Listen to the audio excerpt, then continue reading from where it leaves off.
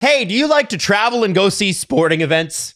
Yeah. What about that big soccer tournament next summer? You heard about that, right? Yeah, I'll go to Australia or wherever it is. It's actually in North America. What? It's actually not that hard. And you know what? Skyscanner's making it even easier to find flights. Now, Maddie uses Skyscanner all the time. She's our world traveler.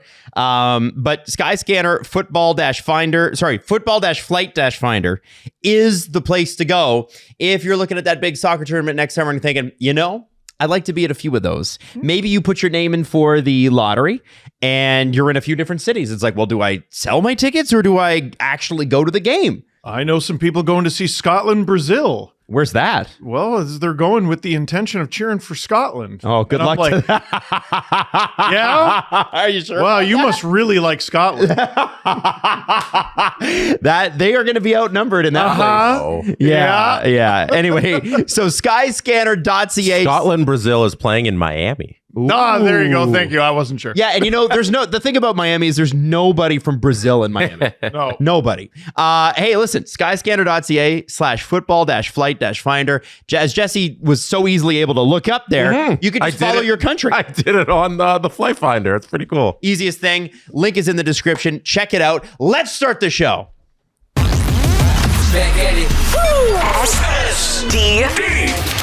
SDP, the Steve Dangle Podcast, with your hosts, Steve Dangle, Adam Wilde, and Jesse Blake. Let's go! Well, hello there. There is a lot to talk about today.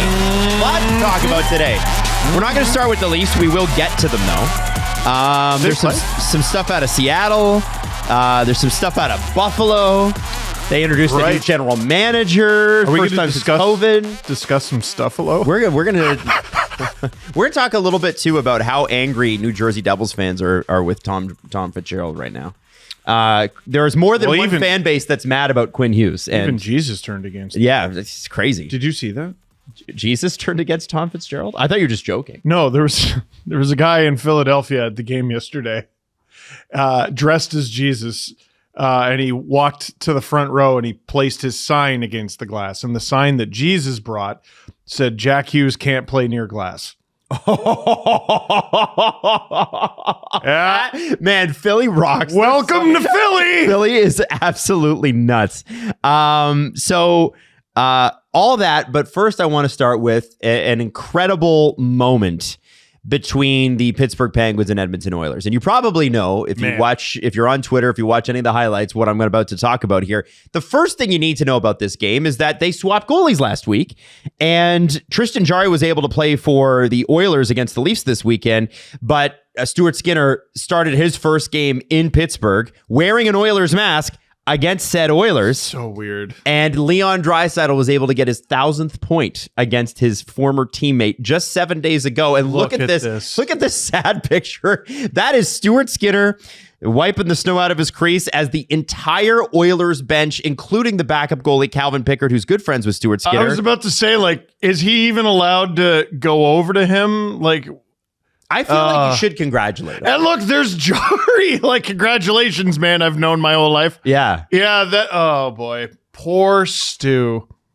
And correct me if I'm wrong, but was this not a power play goal that Brett Kulak was in the box for?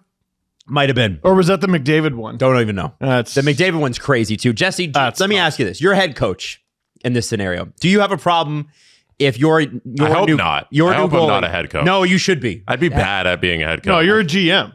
Yeah, thank you. Built. Okay, that's where my skills to lie. each their strength. Jesse, you're a GM and you've just traded for a there goalie. We go. Now okay, I feel comfy. Yeah, and the goalie is Stuart Skinner, and he just got scored on, but it's Leon Draisaitl's 1,000th point, and they've been teammates for 8 years. Do you have a problem with him going over and saying congratulations? Yes, 100%. You're the one who allowed the goal. Do it after the game. Which he did. Yeah. Okay. Which he did. You don't do that during the game. Stuart Skinner did the right thing, and that was be a sad little boy in his crease. Because you can't go celebrate with the other team in that moment. As much as you were on the team last week, you can't do it. Oh. Not mid-game. No, not mid-game. You're crossing a line. I think about Jack Johnson, where he won the cup in Colorado. Their banner raising ceremony was against the Blackhawks, who he signed with, and they're like, go join them for the banner raising. That's fine. Yeah, that's before the game. Pre-game. Yeah, No, as soon as the game happened, no, you can't. Scored against me. Pre and post game, all of these NHLers know each other and hang out, and they're all buddies. Most of them. Some of them hate each other. But during the game, you have lines. We are wearing different uniforms. We are not friends. Yeah. And Stuart Skinner's on the other side now, unfortunately. Even though his uniform that he's wearing in his mask still says Oilers. The jersey he's wearing is a Penguins one. You know, I was thinking about this too as I was driving home last night. And I was like, man, Stuart Skinner's got to be thinking, Leon, could you not have done this against Toronto? Like, everybody sets their records. We all thought Toronto. he was gonna. And like, it had to be Me? And Kulak was in the box, by the way. Oh, I think for both of them, potentially. Yeah. I I don't know, man. I just think it's interesting. The other thing about that game, there was obviously lots at play there. Is that Connor McDavid, I think, has 20 points in his last 7 games. Why is he cooled down? Yeah, right? I mean, he is a point behind Nathan McKinnon for the lead in scoring in this league. And both of them are, Nathan McKinnon's 2 points away from 60 points. McKinnon is still performing like an absolute barbarian. And like, it's not like he's really slowed down. No. I mean, maybe from like his psychotic pace, but the fact that McDavid is very clearly going to pass him is nuts.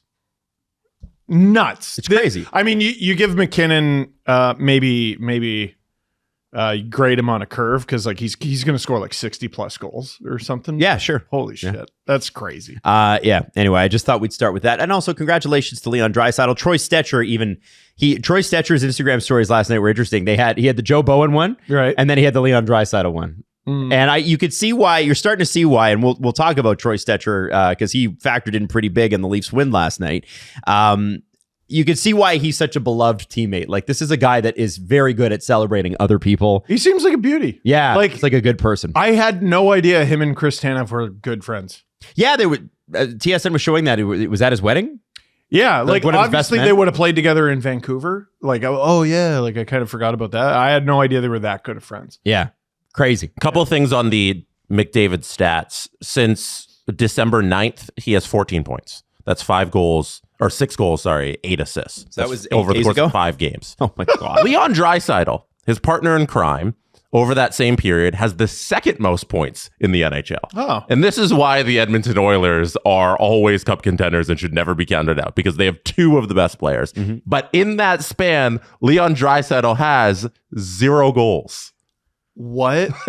He has 10 assists, which is the most points in the NHL since December 9th. 10 assists. He's shooting 0% on 18 shots. 10 assists on 0 goals. McDavid, 14 points. So, a bunch of Oilers fans hit me with the same chirp on Saturday night, and I gotta say, they nailed it. They said, "Welcome to Oil Sember, Steve." You called it I was making fun of them for Oiltober and then Oilvember. Oh no! Oh man, it's Oil Sember, and we're all screwed now. I think this last month, the start of December has really proven that McDavid said he was going to start scoring goals this year, and that it's not that he was wrong. It's just we had to wait a little bit. Right, Adam, you were getting on him about the hey, I'm going to go out there and score goals things. Then you didn't start scoring goals, and now he has started scoring goals, and his partner has seeded the goal scorer. Right, and that's fair. That's fair. That sometimes it takes you a while to get warmed up. Like October and November for the Oilers is almost like the chamber they put Deadpool in order to bring out his powers. Like they have to put him under stress in order to make him more than man. And here he is. Now you can cut off his leg and it grows back. That's it's McDavid. insane. That almost literally happened. He repaired his PCL without a knife. Yep. What? And that was years ago. How many points has he scored since repairing his PCL? Oh, that's a good question. Over 1,000, probably. Like a billion gajillion. Yeah. It's so silly. He's a crazy person. Alien of a person. Now, I want to switch very quickly to Leaf related, but not exactly the game. So Darren Dreger was on overdrive yesterday, and I thought he did a pretty spectacular job of calling out the Toronto Maple Leafs for their injury policy. Without without really calling them out. Yeah, it was I think as an insider, you've got to be more political than guys like us need to be, right? Because you ultimately rely on people in the game, so that could be coaches or assistant coaches or trainers or general managers or agents or whatever, owners, for sources, right? And so I don't really blame an insider for that. No. And after a while, you kind of get a sense of what insider is hot in which market, what ones they're more connected to, which ones they're not. And Dregs is very connected to the Toronto Maple Leafs. And what I found interesting was he said, well, we know what's happening with the Raptors, and they have their injury policy is they just tell you. Yeah. Now, I wasn't sure, Jesse, and I don't know if you know this, because the NFL, you have to disclose, right? Yes, it is league policy. You don't have a choice. Is the NBA league policy as well? Not in the same way that the NFL is. Okay. Yes. Okay. So what Dregs was basically saying was it's the fact that the Leafs don't give you much of an update on injuries, and we've got one to talk about. He said that's clearly not a Maple Leaf sports and entertainment policy. It's just the Leafs. Which would mean that because Keith Pelly is the CEO of all the teams and there's nobody above the general managers, it's a Brad Treliving policy. That's what it frustrating. means. Because do you remember once upon a time the Masai Ujiri effect and how we were convinced that like him and Kyle Dubas were like this, and that no, I think they talked a couple times and they borrowed one or two things from each other and that was it. And they complimented each other in public, which I think, that's a good teammate in sports. Sure. I think they're completely siloed off otherwise. Like, I don't think the Raptors and Leafs talk to each other. I don't know how they'd find the time. You're doing a professional sports team. No, like not even the players. Like I'm talking about management too. How would you have the time? I don't know. Shouldn't you be working on your team? Yeah, well, you can work on your team by talking to other executives. Sure. You go to all these different pointless meetings where all you're doing is schmoozing, basically. Does any business get done at these Board of Governors meetings where we know what's going to happen before it happens because there's one person who decides everything and it's been the same way since 1993? Like, what are the point of... Yeah, you know what the agenda is and you know what the vote is before the vote's been cast and before the debates happened. Yeah. Guys, like, stop acting like none of us have television. I see you when the camera's on you and you're on your phone. Use that time to text other smart people. Well, do you want me to explain the NBA injury designation? I would love to, because it's a fascinating look at how another league runs their injuries and how the NHL could be doing things, but they choose not to. Okay. So this is the rule from the official NBA rulebook. NBA injury report for the 25-26 season. NBA teams must report information concerning players' injuries, illnesses, and other medical conditions, or rest for all NBA games by 5 p.m. local time the day before a game, other than the second day of a back-to-back. Teams must designate a participation status and identify a specific injury, illness, or other medical condition, or other reason for any player whose participation in the game may be affected for any reason. For the second game of a back-to-back, teams must report the above information by 1 p.m. local time on the day of the game. Reports are updated on a continual basis throughout the day. And because you are required to do that, it is public information, and you can go on the NBA's website and pull up the injury report for every single team that's playing. Yeah. And you get the reason for why they are out as well. Wow. And it's updated like every other hour. Every couple hours, you can see all of the reports here. Wow. And I've gone to the most recent one at 12:30 p.m. Eastern. The Cleveland Cavaliers are playing the Chicago Bulls. They say Chris Livingston is out, and that's because he's a G League two-way player. Evan Mobley isn't going to play, injury/illness, left calf strain. And you go down the list for every single player who's eligible to be in this game and the reason why they would not be playing, or if they are questionable, why they would be questionable. Now, here's complete transparent injury disclosure. And what's amazing about this is that they don't have to get too aggressive. Like you look at Ty Jerome there. Injury, illness, right calf strain. That's all you know. Very simple. 2 words. Right calf or left ankle. There you go. There's something. We know. And then they go into, we'll get to 3 words. Right thumb sprain. You know, this now is we're getting all detail. we're asking of the NHL. Like, I would love this kind of information. Steve, you can say your line about this league and what if it's real or not. It is not a league. it is like. Thank you, Jesse, for bringing this up. We need to clip this for social also. Like, this has to be spread far and wide. What a podunk hillbilly operation we have tied our wagon to. Like,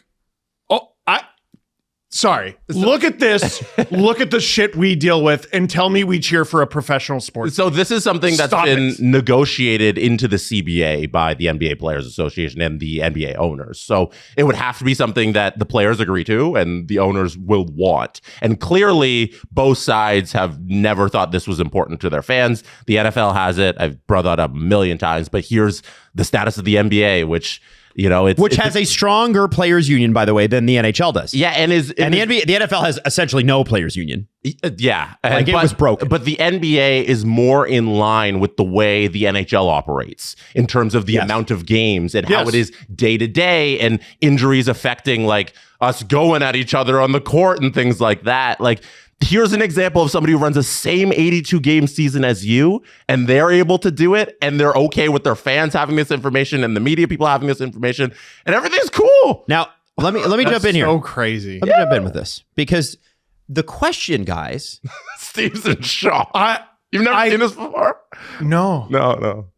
It's like I've heard stories of like Adam's told stories of like people coming over.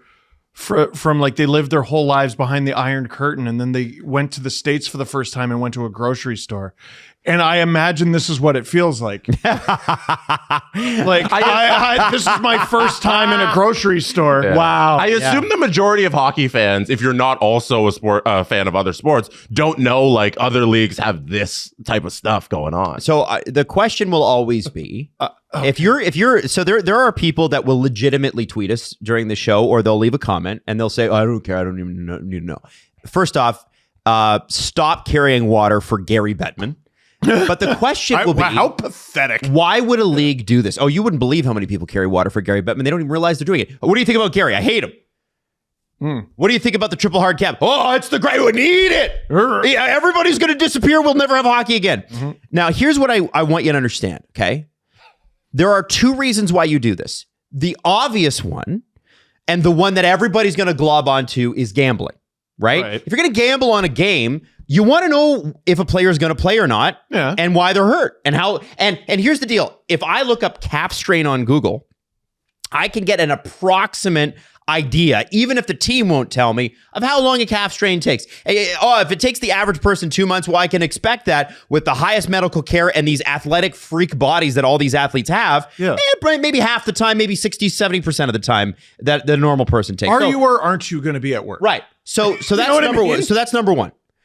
Number 2, and this is a particularly important thing for the NBA because they mention it in there, rest, right? Yeah. The Toronto Raptors with Kawhi Leonard had the load management thing. They were the ones that really played that up. And then other teams were like, hey, we're going to do that too. And then it became an issue because guess what? You buy a ticket to a game and none of the fucking stars were playing. Yeah. And so what we have talked about since the beginning of the year, and for me, forget the gambling thing, like whatever, right? Oh, and your fantasy team, like as much as my fantasy team is my personality right now, I will tell you that the reality of the situation is we are looking at a scenario where people are buying tickets to a game and they don't know if the guy that the jersey that they bought is going to play, and they don't know if in 2 months they'll be playing. Now, some teams make it easy. I point out, and I think the Senators, I'm just talking about Eastern Canada here because I get a lot of exposure to Montreal. I get a lot of exposure to Ottawa. Sure. When Brady Tkachuk was out, hey, it's his thumb. He's having surgery. He'll be back at the end of November. Yep. And guess what happened? He was back at the end of November. Exactly that. Yeah. He was actually probably back before that. Yeah. Alex Newhook, knee injury, I think 4 months. Whatever the injury was, I know it was 4 months. Oh, that sucks. Newhook's got a lot of injury history. Yeah. Kirby Doc, another, I think he's 2 months. Same thing. Why do I know that? Yeah. And so what happens, and this is the problem, and this is why I bring it back to Dregs, because I thought Dregs did a great job of saying, all right, I'm going to tell you without telling you whose policy this is and why. Mm-hmm. Actually, he can't tell us why, because no one can.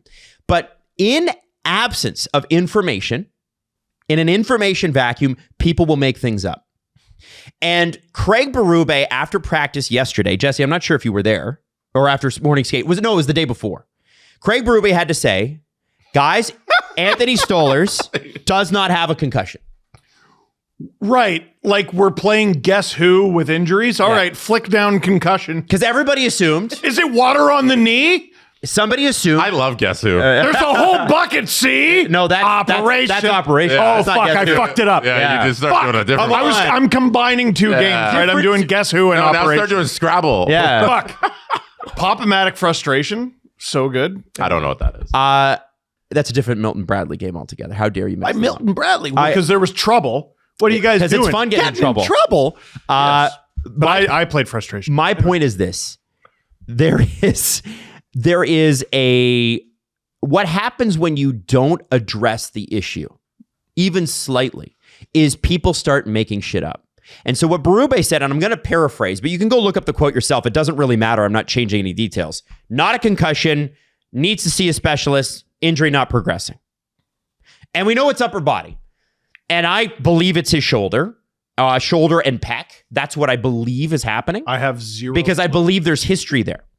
And, the reality of it is what you do if you're the Toronto Maple Leafs and you're trying to make inroads with your fans, okay? And you're not winning regularly. So you hired Ryan Leslie to do skits with the players to bring the fans closer to the players, which I think they're doing a very good job of. Sure. You're trying to do some live streaming stuff. I know they brought on Austin Alexander, who's a great guy, to do some skits and that sort of thing. I think that's great. Interview with Joe Bowen yesterday from the bench side was so good. It's awesome. It was unreal. The Toronto Maple Leafs are trying to reach you. But the best way to reach Toronto Maple Leafs fans is not an interview before the game, is not a skit on social media. It helps. The best way to reach Leaf fans is to be honest. One of the things that annoys Leaf fans the most, or has annoyed them the most over the last few years from the players, is what? Can you name it? Pressure? Accountability. Oh, that, yeah. Hey, I went the wrong way. We had a shit game. Well, just flush it. Well, no. I spent $500 to be here for 2 tickets. What do you mean, flush it? How about you just say, we played like shit and I feel bad about it and I hope we play better next game. You dropped a G on this game and you flushed it. Yeah, Mitch must have had like a powerful toilet.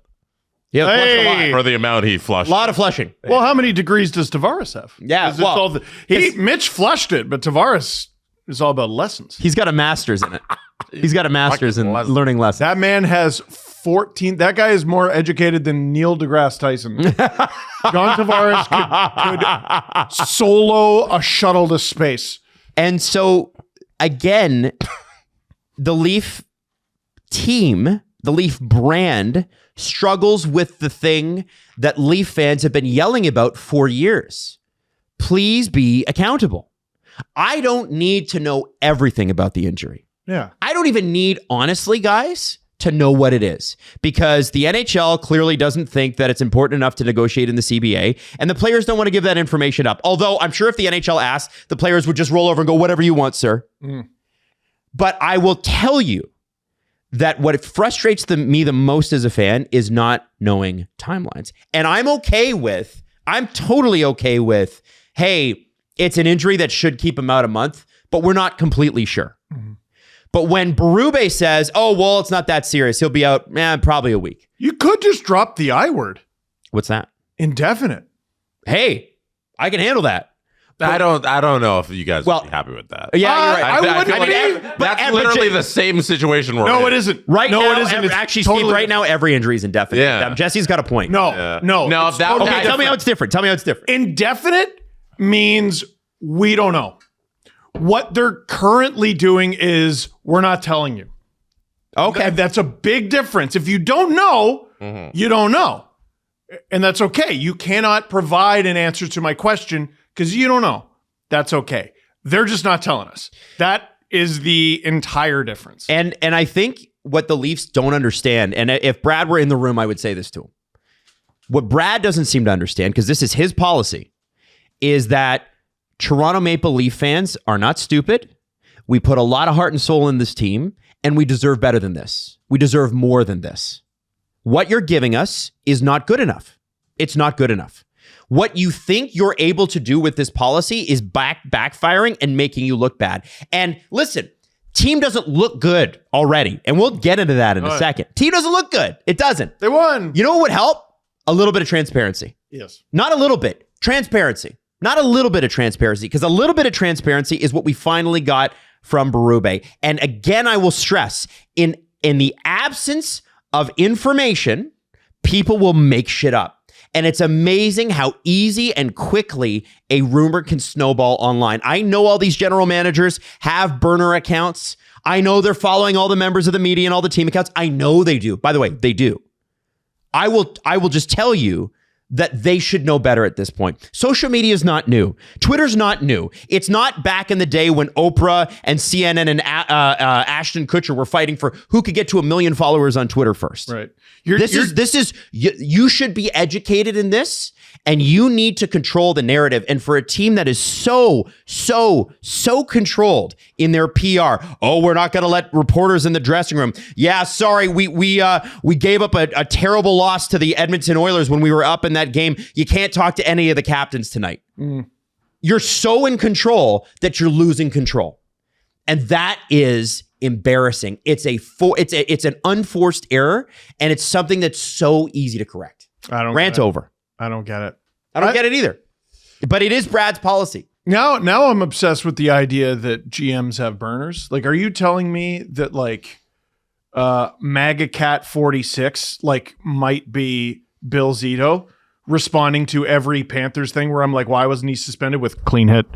Like, you're telling me that might actually be Bill Zito? You think that they're not monitoring? Of course they're monitoring. Damn it. They might not tweet, but they're monitoring. There's an account that says at Bill Guavin. Oh, I love this Quinn Hughes guy. Yeah.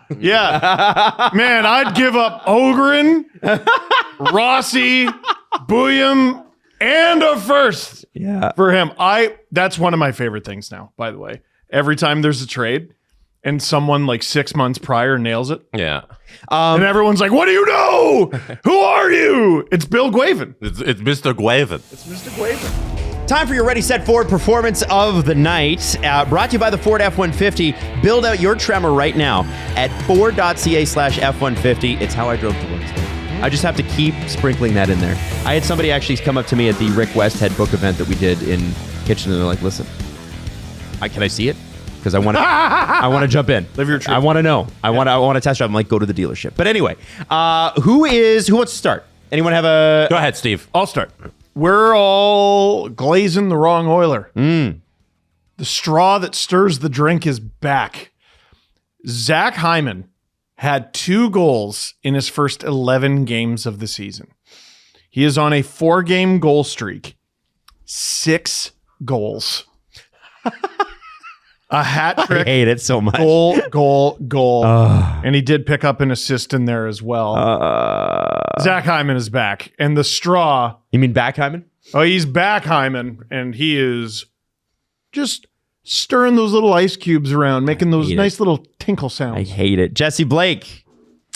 I got to give one player in particular a giant shout out, not for just what he did last night, but for the entire season. And that's Morgan Geekie, because he is second in the league in total goals. He has 24 and Nathan McKinnon has 28. And then after that, Kirill Kaprizov at 21. He added 2 more goals last night. And he's a large reason that the Boston Bruins are in a playoff spot right now. And he's doing it with only 85 shots on goal this season. Wow. What's his shooting percentage? He's shooting 28.2%. I say he does. When Morgan Geekie shoots the puck, it goes into the back of the net. Whoa. In comparison, Kaprizov has 21 goals on 113 shots. Nathan McKinnon has 28 goals on 155 shots. Whoa. Morgan Geekie, once again, 24 goals on 85 shots. If he Almost half of McKinnon's. if he takes 4 shots in a game, he scored. Yeah. Mathematically. 2 goals on 3 shots last night. Wow. Oh my. Hey, can I give you some more stats on that, Jesse? So, Sure. Morgan Geekie has played 111 games in the last 2 seasons. He has 57 goals, Wow. Yeah, 33 last year and then 24 this year. which is insane. The other thing that I think you'll find hilarious is he used to play for a team called the Seattle Kraken. He did. He has more goals No. than the highest scoring player on the Kraken, who is Jordan Eberle with 20 points. Oh, Wait, he has more goals than the Then they highest have Kraken points. player has points? Points. That's ugly. Who's your performer of the night? That'd be Macklin Celebrini, who came in big against the Calgary Flames last night. A couple of goals. One of them was an empty netter, but it still counts. And you know what I love about Macklin? There are 3 people in the NHL right now over 50 points. McKinnon, 58. McDavid, 57. Celebrini, 56 for McDavid. Oh, 56. Excuse me. Celebrini, 51. This kid, man. He's insane. He's insane. He's insane. He's insane. It can't be said enough. Stay up late if you're an Easterner and watch a Sharks game. And we're like, I don't know. He might be the 13th or 14th forward. I don't know. Like, Hey, you know what? If you're the one thing I gotta say for Team Canada is if you're concerned about the Olympics this year and you're concerned, well, Team USA, they look strong.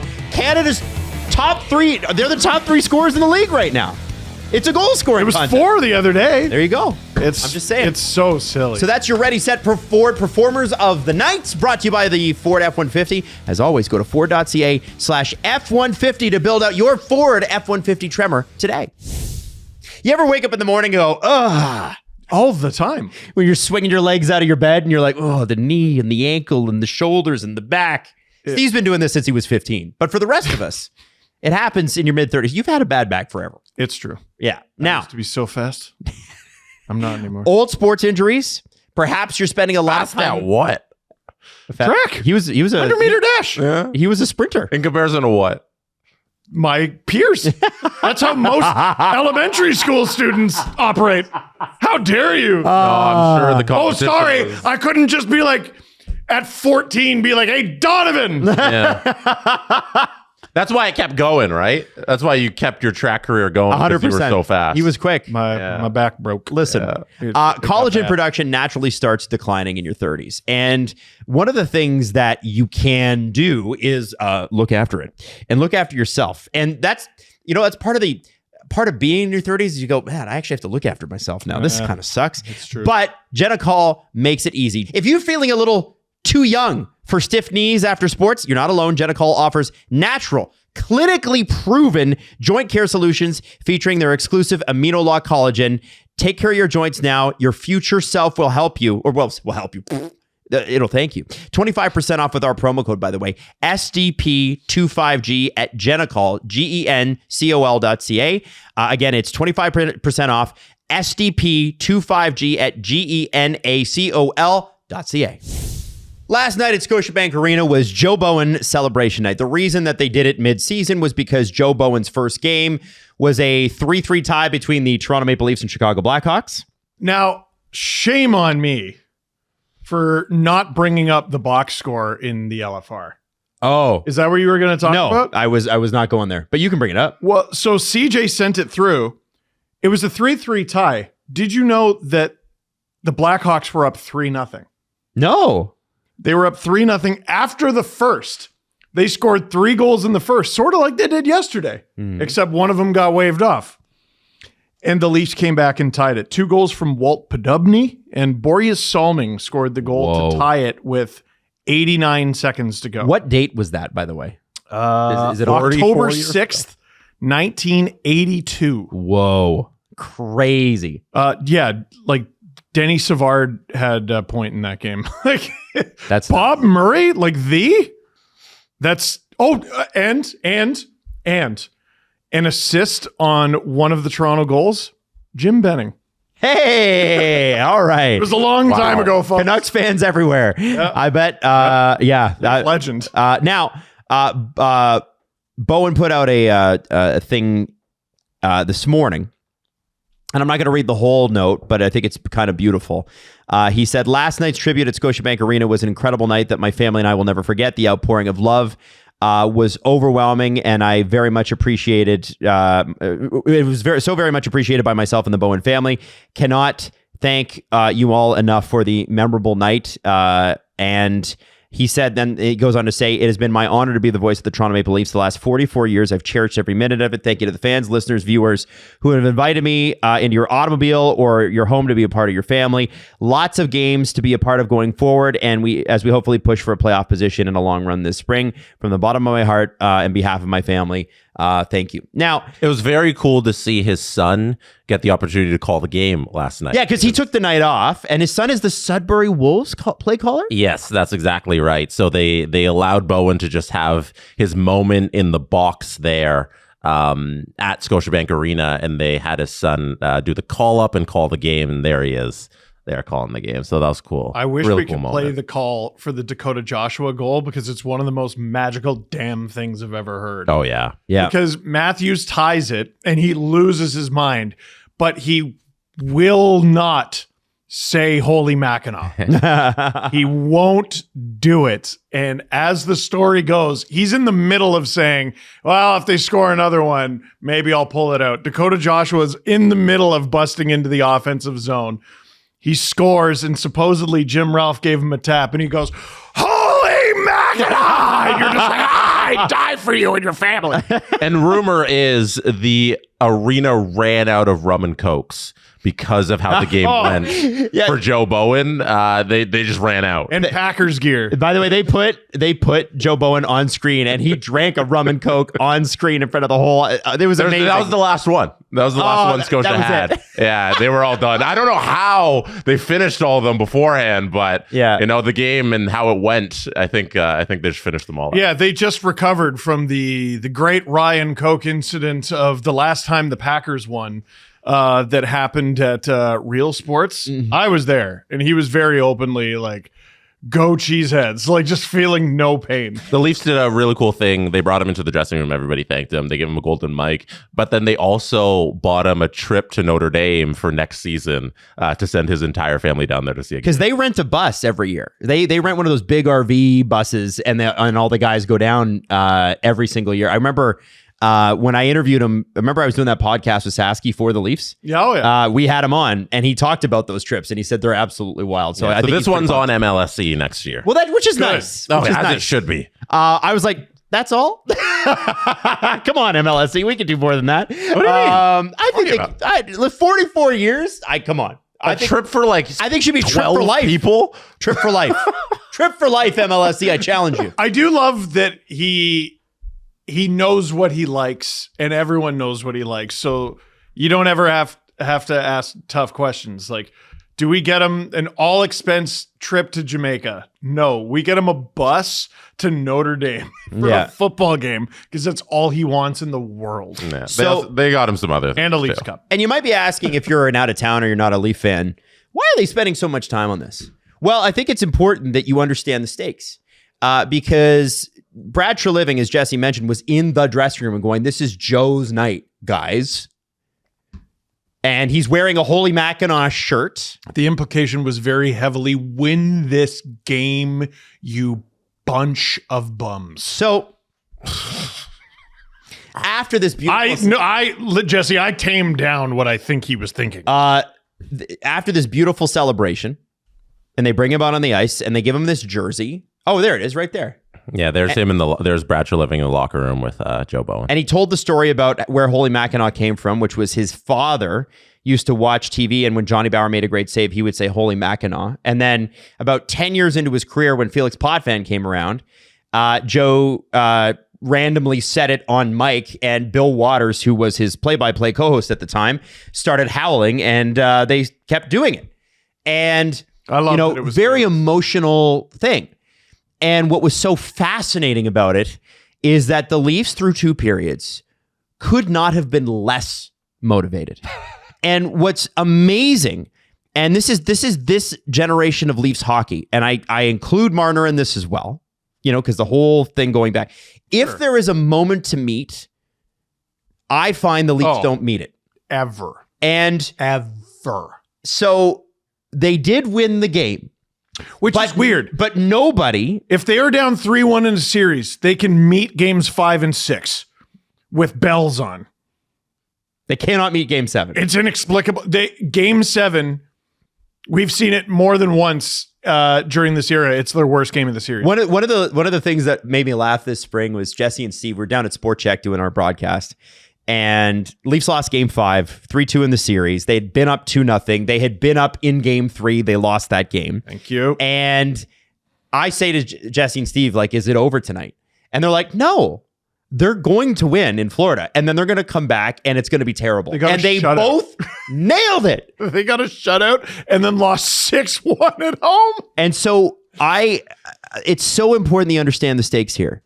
This is a guy that's been here for 44 years. They gave him the night off. His family's on the ice. He's dropping the ceremonial puck. Mm-hmm. And through 2 periods, the Bedard-less Chicago Blackhawks. And Lev Shinov. Lev Shinov did not play. Lev Shinov, when the Leafs played the Blackhawks in Chicago, killed them. He was a great player for the Blackhawks in that game. Hilariously, guys, you're going to love this. The vaunted Chicago Blackhawks defense smothered the Toronto Maple Leafs, smothered them in the neutral zone. The Leafs had nothing going on so here's how bad it was. They made Jason Dickinson look like Patrice Bergeron. It was so bad that through 2 periods, at the end of the second period, Austin Matthews had the puck 11 seconds. 11 seconds, no shot. Total. Yeah. At the end of the second period, and I was saying this on the stream, guys, I don't know if you noticed this, the Leafs had a power play. Mm-hmm. And it was Matthews and Tavares, and Riley and Nyes and Nylander, right? As it normally is. Sure. Tavares in front of the net. Matthews on the right side. Nylander on the left side. Riley at the point. Nyes down low in the high left spot. Praise be. And what happened the entire power play? What? And this is the Leafs season in a nutshell. The passes went from Riley to Nylander to Nyes to Riley to Nyes to Nylander to Nylander to Nyes. Can you imagine a scenario where the 90s Chicago Bulls do not pass the ball to Michael Jordan? Can you imagine a scenario in the last 20 years where the Cavaliers, the Cavaliers, the Heat, and the Lakers do not pass the ball to LeBron? Can you imagine the Raptors not passing the ball to Kawhi Leonard, Kyle Lowry, Vince Carter? Or I'll give you a hockey example that's a good one. You know those clips of Ovechkin standing stock still and doing nothing for 30 to 45 seconds? They're so funny because he is literally not a joint on his body is bent. He is standing there like he might as well be in the front row. He could be in the front row. He could have popcorn. But you ever notice those clips always end with him shouting it? Ah! From the same spot for 20 years. The Toronto Maple Leafs cannot get Austin Matthews a puck. Now, there's a lot of problems with the Leafs. I think Matthews owns some of this too. But that power play, if you really want to nerd out, go watch the power play at the end of the second period. They do not get him the puck one time. There's a lot of narratives around Matthews and his skating speed slower and his shot slower. And sure, man, shot looks all right. I think like on the goals he has scored, you watch and you're like, I don't know, that one looked pretty good. He's got to get the puck more. TSN had some stats yesterday, and people were parroting them at me in the chat last night, guys. And I think they're relevant. And Jesse, I think you had it too. It was the speed burst thing. Yeah, and they also had the hard shot part, right? The speed thing is the one I like to highlight in the NHL Edge data because I saw TSN going at some of it, so I wanted to check for myself. I can show you guys here just how the work's done. So this year, Austin Matthews' max skating speed is 34, kilometers per hour, 34.72 kilometers per hour. If you drop down menu here, you'll see in 24-25, it's 36.22 kilometers per hour. In 23-24, it's 36.16 kilometers per hour. In 22-23, it's 36.13 kilometers per hour. And we go back to 21-22, it's 35.67. And look at the hardest shot. Look how much harder. That every year is higher than what he's currently producing in 24-25. But if we take a deeper look into this 34.72 number, which is below the 36s that he consistently has, and you scroll down here to his games and his max skating speed per game, you'll notice that the 34s only happened 3 times this season.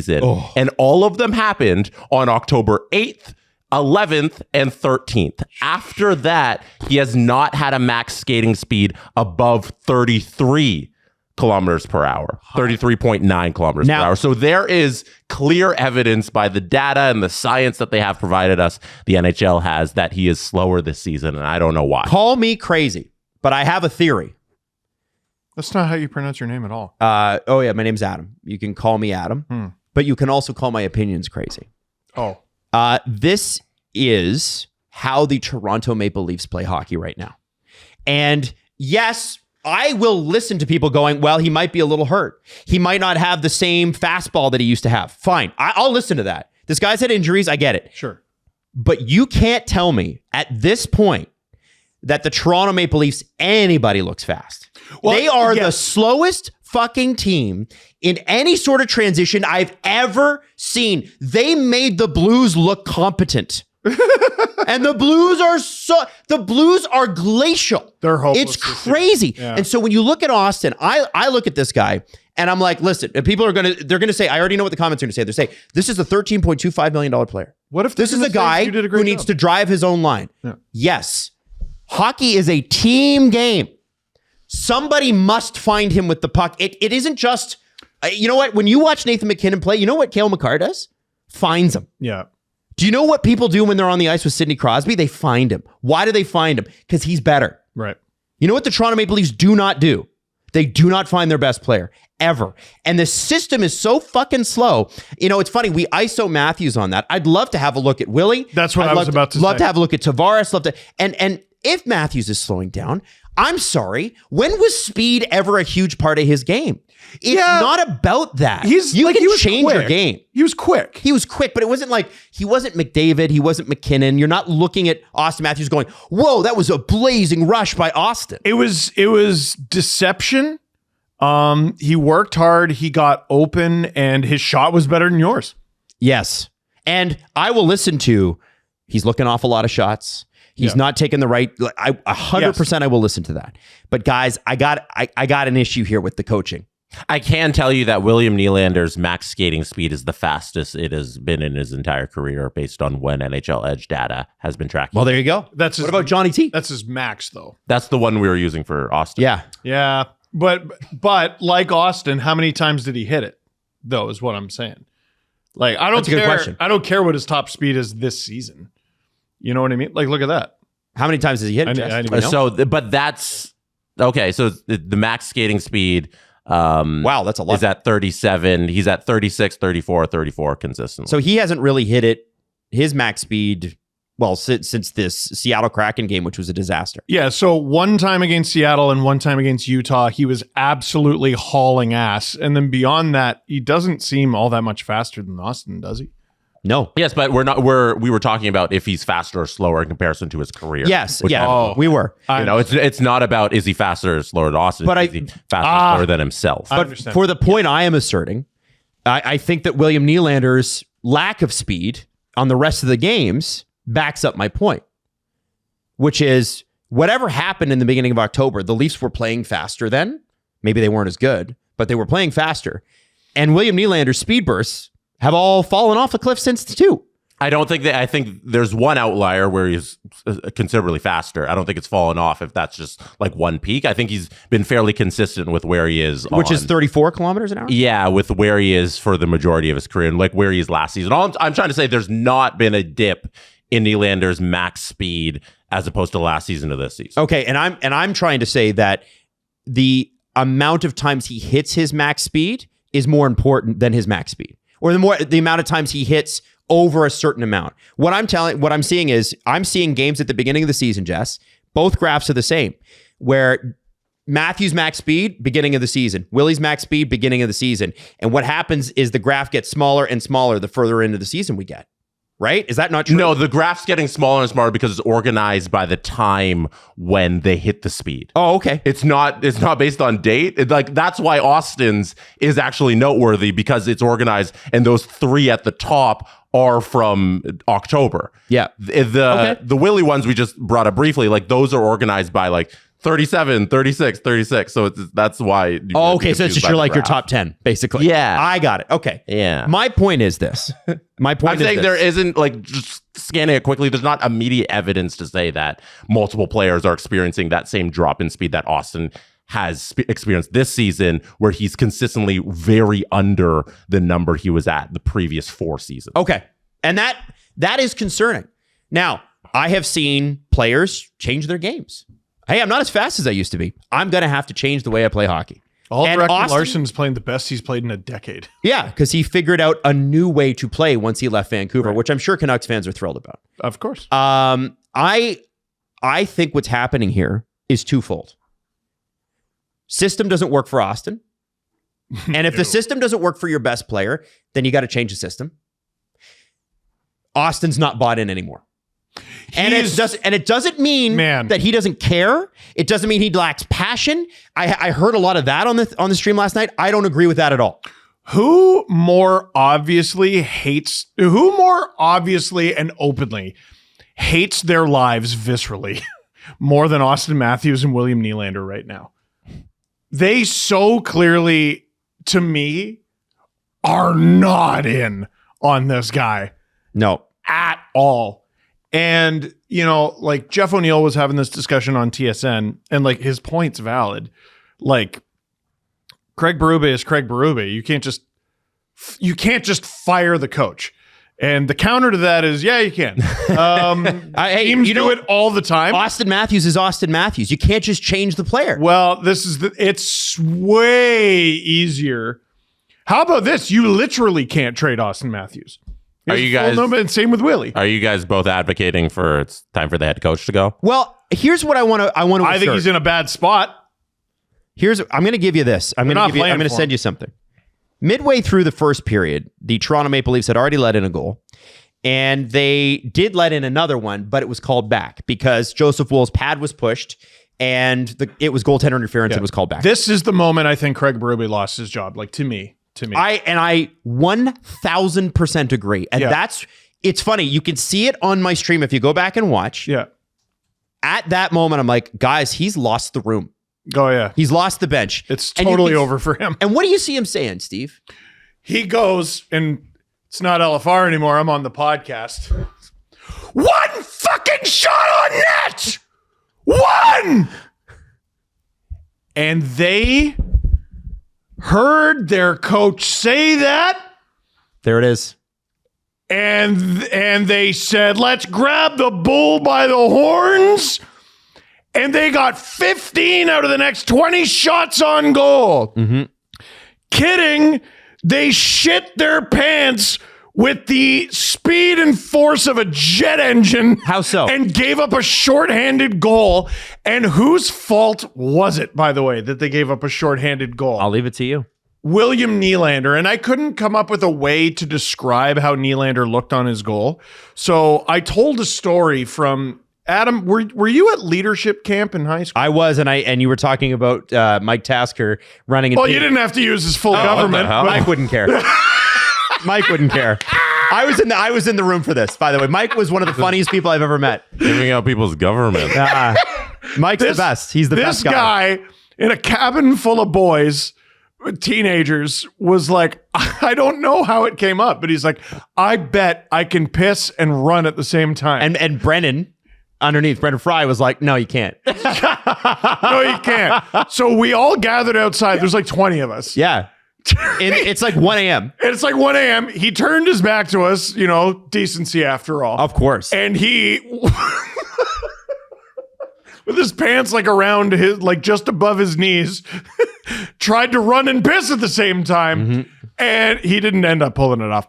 And that was the number one comment under my YouTube video, by the way. Could he do it? Did he do it? He didn't do it. He didn't do it. But that's what Nylander looked like. And I'm like, man, like, will he always... Roll us through here, Jesse. Like, he looks casual when he does anything. That's why he's got aura. And yeah, it's part of his aura, but it is definitely slanting towards doesn't give a flying fuck. Yeah. This, like... He bobbled the puck just before the blue line, and the Blackhawks were able to scoop it up. Right. It was an easy zone entry. Easy. It, like, William. He tripped over the blue line, essentially, with the puck without falling. And, like, sick or And whatever. Tavares also does not intercept this pass. He's right there. He's in position. He got a stick on it. He did get a stick on it. One-handed, though. I know. For a brief moment in my mind, I was like, yeah. Aw. It's hard for me to blame Tavares. No, I don't blame him either. It's just William Nylander put them in that position. yeah. Hey, Jesse, cool hat. Thank you. It's from Fanatics. It's a winter classic Florida Panthers hat. Toque in Canada. Toque. And it fits over your headphones. It does. It does. They make it nice and stretchy. That means it fits our head naturally. One size all. Fits all. Yeah. I gotta say, it's a well-made hat, and I should hate it, like Because on it's Florida. principle. Yeah. It's nice. You should hate it because it's about to elbow you in the face. It is. The Florida hat. What are you wearing, Steve? I am wearing something from the Fanatics Lululemon collection. It says Lululemon on the chest, and just a little subtle leaf there on the left gun. Or bicep, I think, as it's referred Python. to. Python. Yes. And by the way, available in all 32 teams, not just Steve's Lululemon Fanatics Elevated Collection, but also Jesse Blake. If you want big logos and jerseys, you already know Fanatics is the place to go. You can do that. But the great thing about this Lululemon collection is you can wear it to, like, I don't know, Christmas dinner, right? You're not going to feel weird and out of place and that sort of thing. So check it out right now. The place to go is fanatics.com for all your NHL gear. And so they've given up, at this point, they have 3 shots on goal. They've just gave up a shorty. And their power got bailed out by their coach and video staff. Oh, well, previously. Yeah. But what I'm saying is that the power play itself is also so bad that it's tied for 30th in the league. Yeah. So it's either 30th or 31st, depending upon how out last night went. And they ended up scoring a power play goal later. We can talk about that later. The reality of these first 40 minutes, even I would say first 50 minutes of the game, which is 5/6 of the game, is the Leafs were not in it. No. Whenever they got the puck deep, they had to change because they've been pinned in their own zone for so long. And if the coach's job is not to get the best out of their best players, then what is the coach's job? If Berube, listen, I'm not saying Berube is a bad coach. I've seen bad coaches with the Leafs. This is not a bad coach. He's a good coach. He's a Stanley Cup winner. He might even be a great coach. But I am convinced now that Craig Berube is not the right coach for this team. I'm convinced that the X's and O's are rocket science. They're not. These guys know hockey. He's so damn smart. No one could possibly be like, the puck? And all players are like, oh, yeah. The black disc. And they write it down and they write P-U-C-K and the K's backwards. And then you go, okay, so get that. Oh, okay, so dump the puck. No.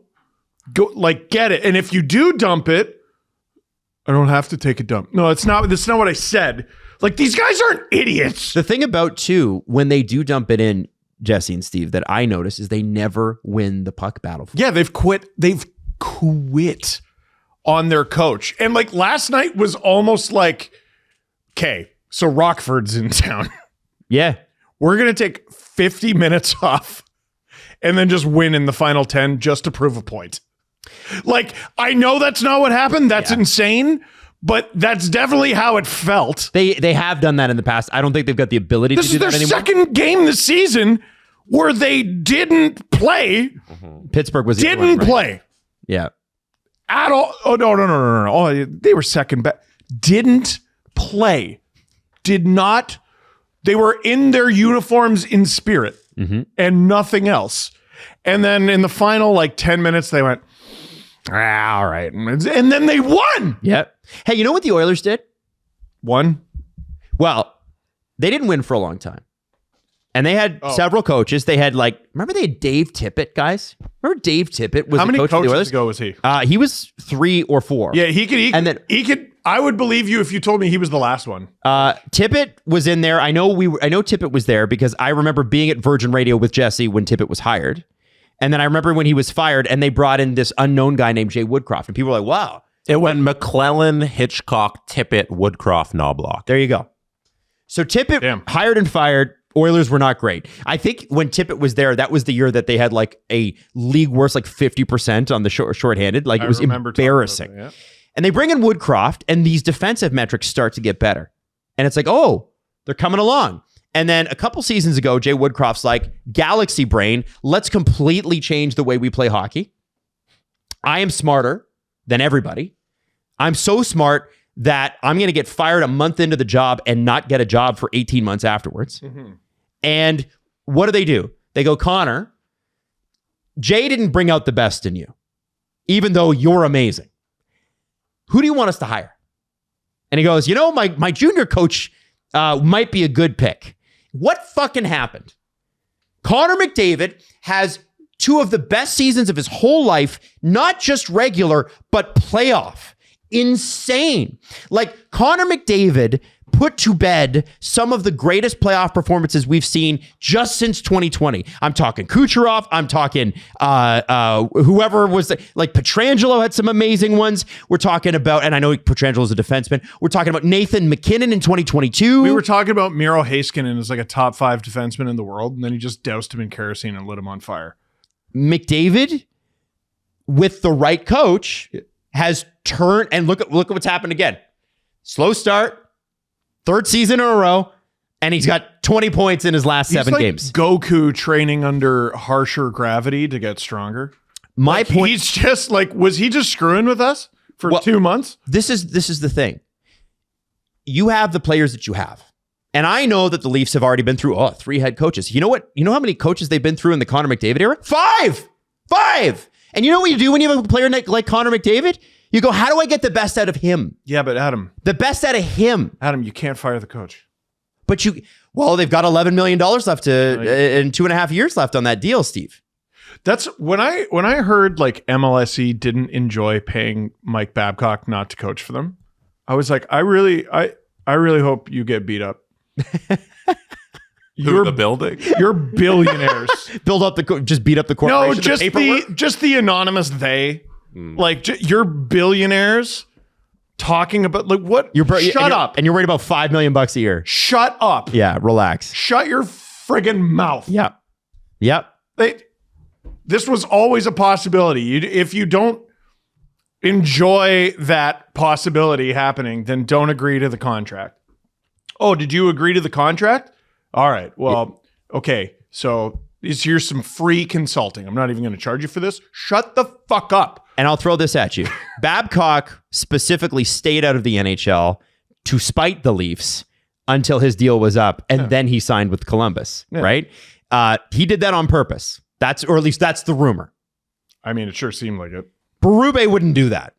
Berube would get hired. Maybe he would, huh? And the Leafs would be off the hook. I don't give a shit if he does. But I will tell you, I don't care if they fire him and he opens an Etsy and never coaches again. If he's not the right guy, he's not the right guy. I hope he does an Etsy. I hope he does too. Craig Berube action figures. Jesse, I need to know from you. I got to know what the vibe was in the press room after the game. I saw Joshua's clips. I saw Matthew's clips. What did you feel from the players and the coach? There's one thing on the coaching thing that I thought what Steve said was really interesting about the motivation thing. Because if on the yelling on the bench part, because if they stick you behind the bench, you can do that. If Craig Berube is there just yelling at them, you have one shot on goal, get more shots on goal. That's a job that any fan with the amount of passion that you have could do behind the bench and wants to do and does to their television. So if you feel like the yelling that anybody can do, as long as they respect him and they listen to the yelling, then it's effective. If you feel like that's not getting through the players and the X's and O's that Craig Berube brings to the table, because coaches all have their own system, how they want to play and all that. If you feel that's also not effective, plus the yelling isn't effective, then I think you're not wrong. And what's the point of the coach? Like, you know, there's been a conversation about the Tampa Bay Lightning this season, and it's centered around Darren Radish, this defenseman who I think was once highly touted, but has had a really mediocre, nondescript career.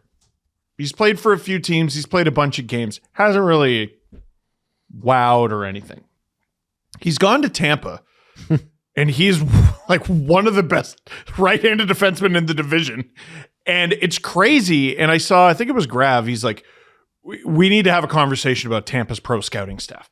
Now, sure, like give them their due. But what if John Cooper, who we all seem to acknowledge is a top 3 coach on his worst day? He's our coach for our flag. Yes. What if he's absolutely incredible at his job, and that's why he routinely gets performances out of guys you've never heard of in your entire life? Like, the conversation is who?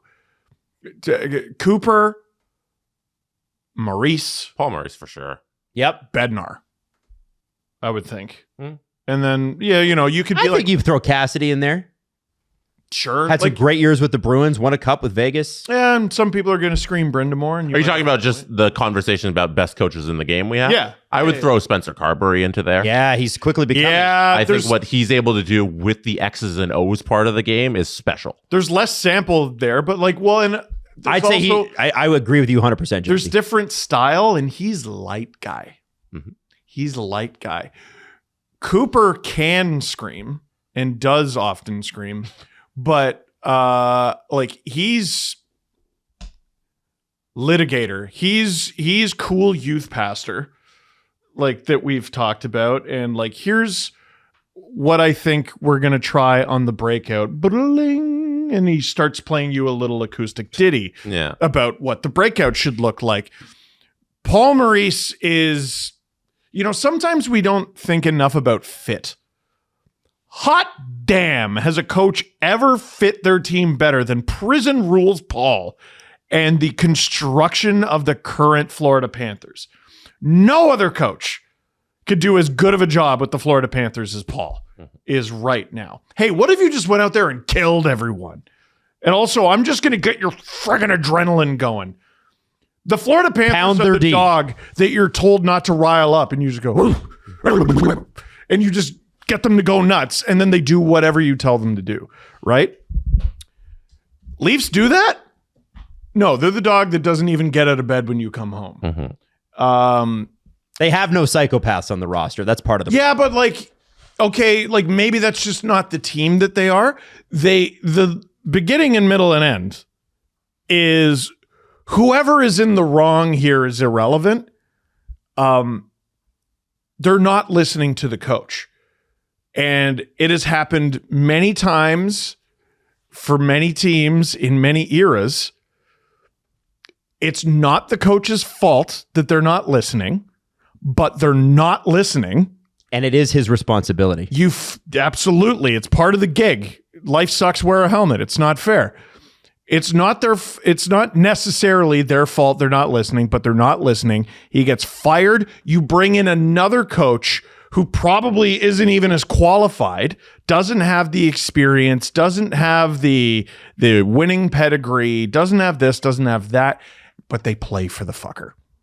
So they where I think like it might be a fruitless endeavor, this entire conversation about getting rid of the coach and mixing things up, is they've repeatedly, not publicly, but behind the scenes, you kind of know, they've repeatedly shared that Berube and Keith Pelly have a relationship, and the guy who's in charge of the whole thing is a big fan of that guy. Yep. So, Adam, you probably can speak to this a little better because of your close ties to MLSE's ownership and the billionaires and millionaires that run the corporation, because of your close ties with the sushi fest over there. It's they don't want to fire Craig Berube because the guy who actually would make that decision likes him. And Keith Pelly gets paid a lot of money to make hard decisions. And I'm not saying that it's fair to Craig Berube, but it is on Craig Berube. And you time and time look at what, listen, the same happened with Craig. Mike Yeo. Was it his fault that the Blues weren't listening to him? Maybe not, but it was his responsibility. And Doug Armstrong held him accountable, put Berube in there. What happened? They go from last and they win the cup. And what did he do near the end? People forget. Throw a stick into the crowd. It was, yeah. Him and Glenn Galutzin, I've seen them both do that. It was at a practice. Yeah. Yeah. So he was pissed and he screams at the team and smashes his stick, and he talks about work ethic and how about you talk about filling out your resume? Goodbye. And they bring in Craig Berube, whose resume was what exactly? Like when the Leafs hired him, I forgot he was ever head coach of the Flyers. I did. Yeah, I completely forgot that too. Yeah, because it was forgettable. And he comes in, helps that they get a few saves, win a cup. There's that clip of him, like, you know, you see Keefe pleading with the Leafs, please do this, please do that. And then there's that clip of Berube in hell itself, TD Garden, for Game 7 of the Stanley Cup Final. And he has this big speech, and he comes out of it here. He ends it with, "We're coming out of here with the fucking cup tonight." And I was like, oh my God, give that guy $10 million. And I don't regret feeling that way, but he's been the coach here for a year and a half now. And like, I don't think I'm offering an opinion. I'm offering a truth. They do not listen to this man. And by the way, people will say, well, they didn't listen to Sheldon or Mike Babcock either. I agree. Babcock, they did listen at the beginning. Yes. Yeah. And then Mike Babcock alienated the team. And then he decided to be a giant asshole and nobody should ever listen to that man ever. And they realized that. Yeah, they grew up and they're like, man, this guy sucks. Yes. Keith, well, the problem with ruling through fear is eventually they stop being scared. Yeah. And the other thing is Keith, they did listen to him too. But they didn't listen enough. And you know what stopped Sheldon Keefe from truly reaching these kids was the fact that Kyle Dubas and Brendan Shanahan, if you even slightly criticized any of these guys, they would cry about it. Mm-hmm. And their managers would cry about it, and their family would cry about it. To management would call them and be in the arena in their face going, what do you mean the coach is calling my guy out, my kid out in front of the Toronto media? Mm-hmm. They did it. They did it. So just to regroup back to when you asked me about the press room after yesterday, because I think this dovetails into what we're talking about with Berube. A little bit of what happened last night after everybody talked was confusion at the narrative from the coach and the players. Okay. In that, I think, Steve, you didn't really freak out about this because I don't know if you caught on, but the narrative coming out of Berube and Matthews when they were speaking was that they didn't play a bad game. Oh, yeah. From the second period onwards. From the entire game onward. Is that what they said? I didn't see, well, then what's all the screaming for there, Craig? So I didn't see Matthews, or no, I only saw Matthews say this. I didn't see Berube say it. And they can wipe their ass with the words. That's why I want to play it for you guys, because Craig Berube, when asked about the terrible start by the Leafs, comes back and says it wasn't terrible. Okay. It wasn't terrible. So here's what he said. Go for it. Greg, what's what's your feeling on this game? I mean, such a terrible start for you guys. Well, actually, this first part of the first period wasn't a terrible start. It was actually a good start to the game. Wrong. Give up a shorthanded goal, it's a tough one. But that was the third goal you know, yeah. Second was a little better, and third was our best period, which was great to see. Yeah, you think? Battle back. Thought our top line was really good tonight. Craig, you're gassing him up. He's gassing up the guys he needs to gas up to keep his job. And like, Matthews, he's lying. He's not telling you his honest He's thoughts. not stupid. Yeah. He's not telling you his honest thoughts in this game. Are you joking? and Matthews' sentiment was not dissimilar in that he thought they competed hard. I can play you his exact words as well. Also But lying. Might I add to that, Jesse, because you were there. Is it not true that Dakota Joshua and Austin Matthews both acknowledged the boos that were happening and said they didn't blame anybody? yes. So if that's why. Why? They played a great game. So which one is it? Yeah, Are so Leaf fans? I got hands on both sides of my face right now because I'm talking out of this side. I'm talking out of this side because I'm Toronto Maple Leafs players right now in the postgame. Which is it? Here's Austin Matthews, who admitted that the Boo Birds were coming down, but also they didn't play bad. How do you describe a game like that? It starts the way it did and then the way it ended. Yeah, I mean, it's a nice win. I don't think, I think other than maybe the last 10 minutes of the first period, I thought we played, pretty solid. I think it just got away from us there after 10. And You didn't have a shot on goal till there was 4 minutes left in the game, and you think you played great. If we pulled, You were solid. If we pulled a room of the 1.3 million people who watched last night's Leafs game or whatever, I don't think They're all fucking idiots, large apparently. majority of them would describe the Leafs' performance as solid. No. I don't think the Leafs have looked solid all year. Maddie audibly said no out loud. That's amazing. Maddie, who is in the literal broadcast truck, like part of her other job is That's funny. You get paid to watch hockey for a living, Maddie. Like, Yeah, Maddie watches a lot of That's fucking your other hockey. gig and you're watching all of the games last night on a giant screen like the Matrix, and the Leafs are the best team Is on ice. solid last night, a right? word you would use for their 60-minute performance? Absolutely not. So I thought it'd be interesting to bring up just that disconnect there between the narrative that I don't think they're truthfully giving to the audience, because you don't want to come after that game and dump on your performance again, because I think you're fueling more narratives that come out of Saturday. But it's also, let's all read between the lines here, and they don't want to add fuel to the fire in their words, which, if you want to disagree with their strategy there or agree with it, it's whatever, but it's just not very honest. Are these Also, guys- side note, what's that over there in the corner? Oh, SDPA. That's this guy. Oh, good job, Jesse. There it Good is. job. That's me. No, are these guys like a crisis management team, like disguised as a hockey team? What are you doing? With the injury shit is so deeply weird. It's so weird. And then you come out and you're like, it was great. Like, listen, everyone who cheers for you is happy you won. I'm happy you won, but I was don't thrilled. lie to me. Why are you liars? Yeah. Why is this why can I now add to the list of things you are actively lying about?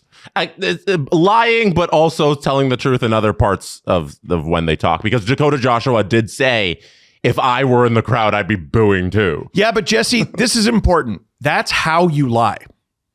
You don't ever just tell lies. You tell lies and you sprinkle in a couple truths to give your lies credibility. Okay? I'm about to run for U.S. Senate. That's how it works. Yeah.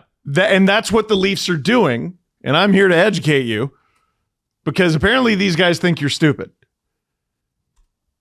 You need the truth to lie. It's important, right?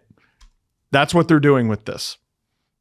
I tweeted something after first intermission. I was like, they could win this game 5-2. It wouldn't change my opinion about this team. Like, we're talking about like the I extra. think you said 7-2 afterwards as well. I said 7-2, and I think by the time I hit record, it was 8. Yeah, you just kept Like, bumping it up. It would not change my opinion about this game. Yeah. Like, we talk about the X's and O's, we talk about them playing slow, we talk about them not listening to their coach. But Adam nailed it. The emotional intelligence to come out of the gate like that. You are Xanax on skates. Yeah. Joe Bowen night. At home, you just got embarrassed on Hockey Night in Canada. Bedard your isn't playing. coach just called out your leadership group. Your GM did a pregame speech. No Bedard or Lev Shunov. The Blackhawks said, please take these 2 points. We're just not interested. We're still in a rebuild. We have these young guys. I hope Nick Larda scores, but you take them. You'll know what to do with them better than we will at this point. Mm-hmm. And the Leafs said for 50 minutes, no, I don't know.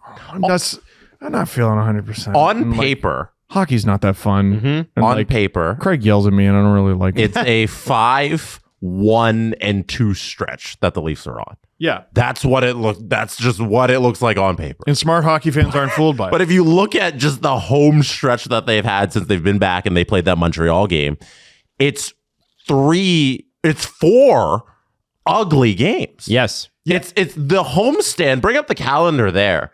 Like it looks like, they've collected all these points. They're playing really well. One regulation loss, but it's an ugly game against Montreal that they should have got. Yeah. It's the ugly Sharks game. It's the disaster Oilers performance. And then it's this game against the Blackhawks that they pull out of their ass. It's one win against Tampa during this entire 5-game homestand that's actually good. Yeah, no, I'm dying for them to have a good 3-game road trip here before they shit themselves in front of my son. Steve, I know that's gonna be awesome. I know that you hate Shakespeare, but in Macbeth, sure. All right. There is the 2 little witches that come along, and they seduce Macbeth with 2 small truths, only to betray him with a big lie later. Yes. That's what this is. Yes. And I want people to clock that. And I also want people to be like, listen, I know we're going to get lit up by Homer Leaf fans, which we are too, who are going to be like, well, why can't you just be positive? I'm not going to be blind to this, guys. I refuse. Sorry. Can you ask me a question? Hey, what's your name? Steve. Okay. What question do you want me to ask? Why can't you just be positive? Why can't you just be positive, Steve? Sorry. To answer your question, the last 45 minutes of this show. Anyway, like why? Sorry. There are too often I'm asking a question that's answered by the content. And this is my issue. Listen, in order for us to have a conversation, you need to at least listen to the words I said. I think what it is, Jess and Steve, and this is what I've been saying all year, this team is more talented than this. Well, no shit. This team is better than this. Yeah. And they're not playing to that level. And somebody gave me shit in the comments about, you can't just say Berube is not the right fit and they're more talented. I'm like, they're 2 separate things. Mm-hmm. Berube is not the fit and they're more talented in this. And in fact, I know that Berube is not the right fit because they're more talented than this. Yeah, they won the division together last year. And that was last year. Stop living in the past. Great coach and great fit does not always remain so. What if Craig Berube is a top friggin' 5-10 coach in the world and it just doesn't work here and he gets fired and he does well somewhere else and the Leafs also get better for it? We've seen that happen 1,000 times. I hate when people act like it's their first day watching hockey.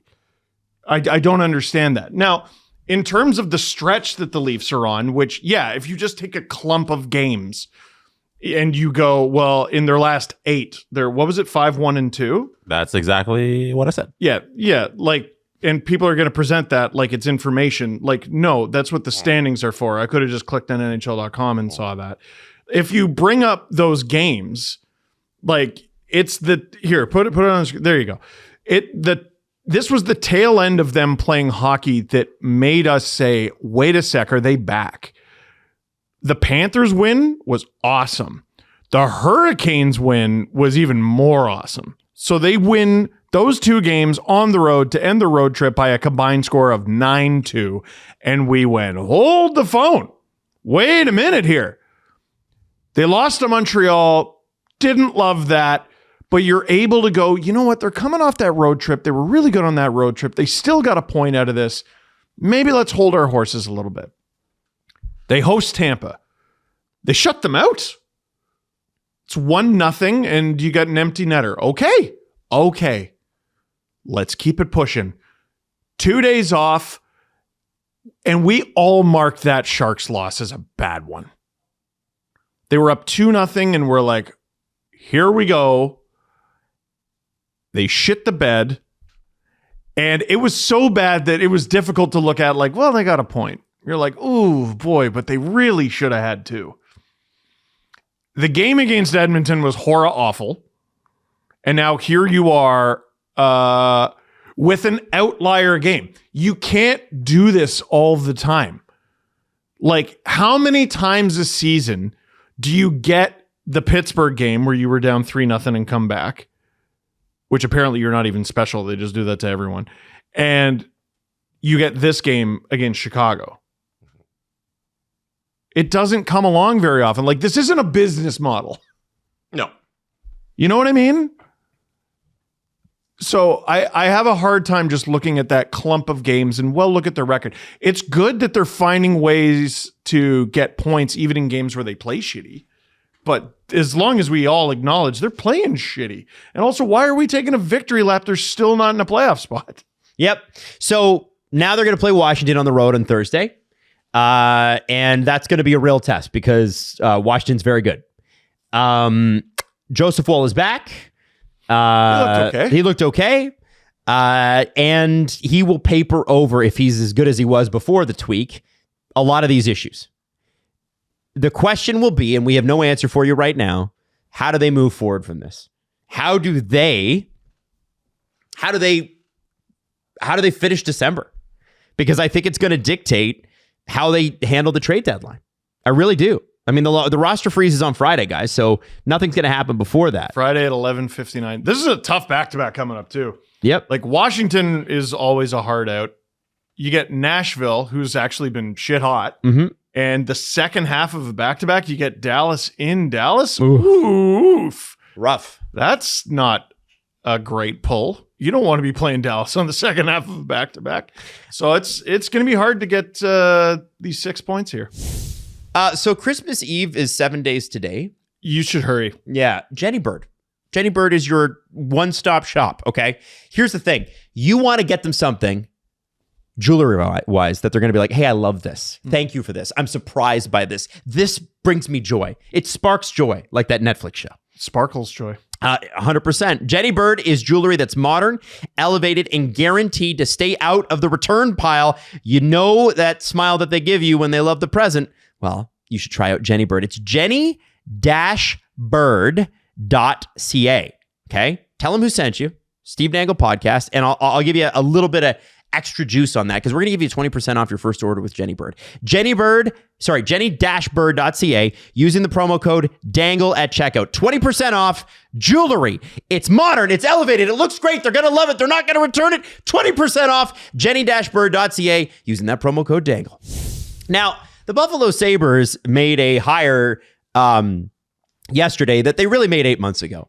Jarmo Kekalainen, when he was brought in, we were all like, there's Kevin Adams' replacement right there. And shock of the century, I believe, like, it's so funny that it leaked over the weekend. And I think the reason it leaked over the weekend is that people were leaking it over the weekend. Yeah, Sabres are like really poorly run. The leakiest ship ever. Well, they were supposed to make it a little earlier. Yeah. Unfortunately, Jarmo's dad passed away, so they couldn't make it right away. So I think a large majority of it was supposed to be at that time when things were leaking. So that's why it got leaked. Now, I think the lesson learned there from an organization is don't leak. You know? I don't think that lesson's learned. But I do think that Jarmo Kekalainen, if you go back and you watch, and we're not going to play a billion clips from his press conference, but he spoke for 20 minutes. Good. And I like some of his quotes. I'm going to read them out to you. I think character is the biggest part of talent, and that that's the talent we need to focus on. There have been games this year where we looked like it was going to be easy, and then we lost because we got outworked. That's unacceptable. That's going to be something that we focus on each and every day because the talent, the skill alone is not going to get you wins. He goes on to say that every fan has the right to be frustrated. Imagine that, acknowledging the fans. And we have some really good core pieces here, which they do. He says, we're close, which is up for debate. He's like, but now we got to take the next step, which they do. And what I think is really interesting is he makes no excuses for Buffalo being situated where it is. Doesn't talk about palm trees. Palm trees. Talks about winning culture. Talks about building a program that people want to be a part of. I'm not sure if anybody will remember this, but in the pre-Connor McDavid days, in the long, long ago, nobody wanted to sign in Edmonton. Nobody. Ooh. No. You know why they want to sign in Edmonton now? Because Connor McDavid and Leon Draisaitl are there. If you have a winning culture, people will want to sign there. Do you think Jack Roslovic regrets not signing in Edmonton sooner? I think he would have made more money. He would have made more money and would have more points, which Yeah. he could put towards making more money Next season. Yeah. And the other thing that I thought was very, very interesting is he did not commit to Lindy Ruff as a coach. And he has full authority in overseeing the hockey department and Pegula's approval to spend to the salary cap limit.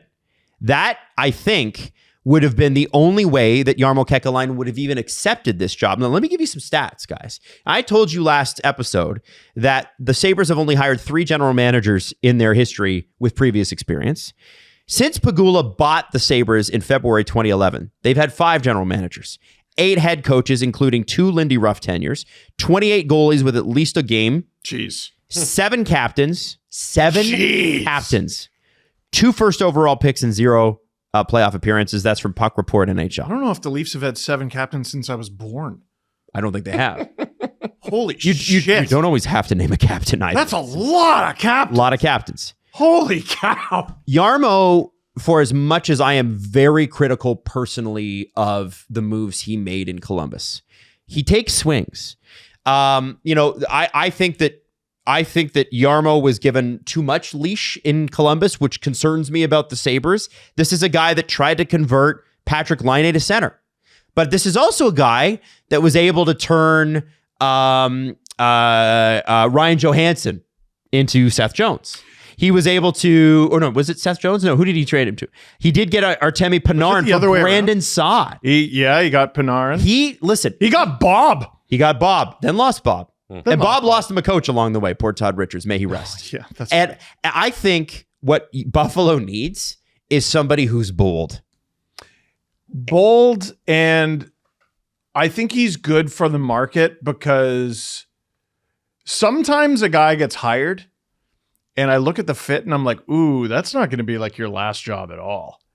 And, don't take this the wrong way. Columbus and Buffalo have a lot in common. And I'm not talking about the losing. Which they have in common. Yeah.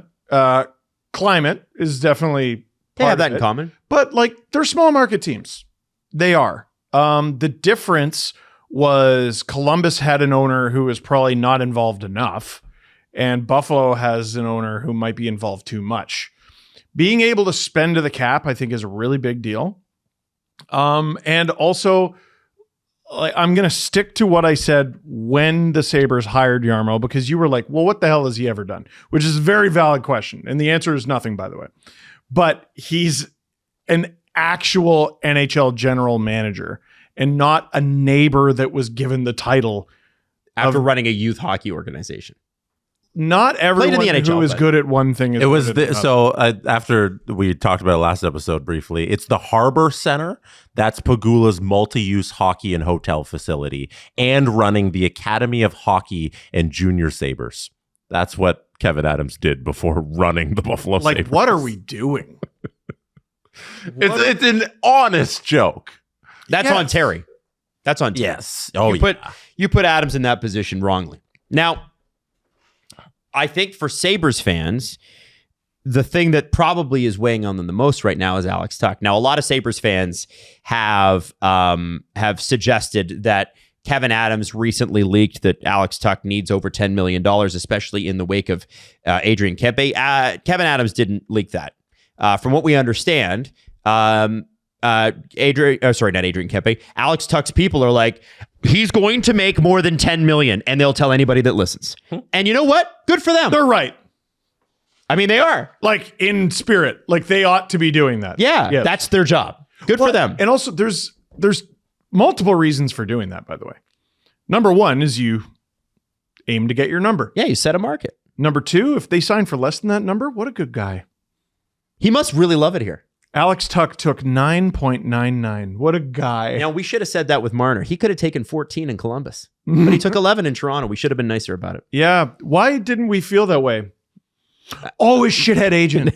Oh, I forgot about his shithead agent. He was a shithead. So I forgot about that. I believe that today we wake up with a healthier Buffalo Sabres organization than we have seen in the last 5 years. Jesse Blake, what say you? What's the question? Do you think the Buffalo Sabres are healthier today than they have been in the last 5 years? Yes, because Kevin Adams is no longer there. Is that, and that's all it takes, really. Kevin Adams, when he got the job, Terry Pegula did not interview any other candidates. Kevin Adams had no experience as a general manager. He was not equipped to ever do that job. And he also went into that job, fired everyone, and then never hired any help to help him out to do this job that he was not equipped for. Him not being there is an incredible thing for this organization. And this is the first time that they have had somebody with a legitimate resume to run their team. That is a step up in every single direction for the Buffalo Sabres. Since like Darcy Reguera. I'm happy for them. This is the first time Terry's hired somebody who's not a first-time general manager. And I think this is a step, even if it's a baby step, it's a step in the right direction for the Sabres. he's going to bring in his own head coach. Like Lindy, no disrespect. Lindy had his day. His day's over. Yes. You know, he had great years in Buffalo, amazing years. It helps. Like any head coach is going to be great when your goalie's Dominik Hasek. Like that helps. Oh, and then we're going to follow that with Ryan Miller. Man, like amazing. You look at the team in front of Hasek and you go, how the hell did they win? And then you look at Hasek and you go, oh, okay. Yeah. Like Mike Pekka, who I love, played for the Leafs as well, was incredible as a defensive center, but he was like their leading scorer. Oh, everyone's like coming over the boards. Sergei Fedorov, Pavel Bure, Joe Sakic, Jerome McGinley, and here's Brian Holzinger. And the one with Holzinger won. Maxim Afinogenov, Tim Connolly. Maxim Afinogenov. Man. Crazy. And then, you know, and listen, Lindy had a couple of, I think he had some good years in, I can't even remember his Dallas tenure that much because he was Dallas. I just remember the New Jersey thing. And they said fire Lindy in New Jersey. And then they said sorry Lindy. And then they said fire Lindy. And then it was fire Lindy again. Yeah. Yeah. New Jersey's a tough town. I don't know what the purpose of bringing him back to Buffalo was. I don't. But, you know, he was the coach of Columbus for so long that, like, I like going back, and I did this with Treliving when the Leafs hired him. I like going back and looking at what GMs does this guy have a tendency of making the most moves with? You know, this is just by eyeball. So, like, I haven't actually gone through and calculated, and maybe I will. Man, Jarmo wheeled and dealed with everybody. Mm-hmm. Absolutely everyone. Calls people, is in on every big stud player that hits the market. He doesn't sit on his hands. And they've got capital. They've got, oh my God, like the Sabres in terms of assets are in a really good spot. Like, I kind of, you know, he talks about, what did he say? What were his exact words? Like, we're close. He said we're close. Those were the exact words. I think that's a pretty optimistic outlook, but like there is talent. I don't disagree in that this isn't a tear down situation. No, You don't have not to at all. undo a bunch that Kevin Adams did. It's about building it up, which is they've never had that ability to do over this course of 14 years, not making the playoffs. Every time they've tried to build up, they've failed and then traded all the guys who go on to win the Stanley Cups. Yep. It's now about just adding the pieces to make this team a playoff team. And that's the bar here. Oh, yeah. We're asking you to just get in. You could do that this season. Like I mean, probably not. Probably not. It's like the Atlantic's weak enough that it's not totally on. No, you're not out of it right now. Like the season's not lost, but you can see where it's trending right now under the old regime. But like we're asking for 95 points next year. We're asking for 99 points to get into that playoff bar, that wild card seed. And you just need to add the right pieces, keep the guys around who you need to keep around. I think they need to sign Alex Tuch. I think he's a very important player to that team and that community and being a Buffalo Sabre. And then figure out like have your solid goaltending done, you know, and don't have 82 Bo Byrams on your back end, you know, have somebody who's solid at playing defense along with Darlene. So there's just like, if Jarmo Kekalainen can just fill in the blank spaces there on the Sabres, easily a playoff team next year. Your core is Tuch, Thompson, Power Darlene, and Darlene. Yeah. That's pretty great. All right. There's a solid foundation. Yeah, there really, really is. And we keep waiting for this step and it doesn't come. They don't even draft poorly, really. No, they always pick the guys and then send them everywhere. Yeah, this has been the problem. I think since 2020, I don't think anybody outside of the first round's played for them. Oh. I think they could hire some scouts. And I think that's yeah. You know, they fire. That's the one thing, like Buffalo, for whatever reason, has escaped what we used to give the Senators shit for. The Senators fucking fired everybody. It was like, who works for these guys? Right. Buffalo's the same. They fired a lot of people. And again, you're getting a guy who worked with the Blue Jackets. I don't think he's asking for much. You know what I mean? Hey, man, I don't need a ton for this operation to be a success. Mm-hmm. Here's what I need. Give me this. It'll cost you this much. Wham. Yeah, you're talking about draft picks there and like building up. The one person who'd be great on this team is a second round pick from 2020 in JJ Peterka. It'd be awesome if you had that player. You know, why isn't he there? I wonder. Was he bad? No, he was great. No, the team was fucking horrible. Now they do have Josh Stone. He's looked good.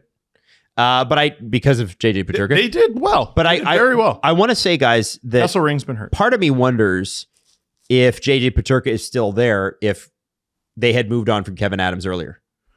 Possibly, yeah. They've got the assets to turn this around quickly. They've got cap space. They can do this. And it's a question of Terry Pegula being able to get out of Terry Pegula's way. Now, Terry, it's on you, pal. You happy that he was at practice today? Yeah, him and his daughter, I think. Or I'm not sure. Yeah, I think they were at practice. Whatever, man. Show face. The problem with Terry Pegula is whenever he shows up, he delivers a message that falls completely flat. Right. Like, I don't know if you guys remember last year, Terry Pegula went into the dressing room and was like, his fire-up speech was, the answer's in the room. We're not doing anything for you.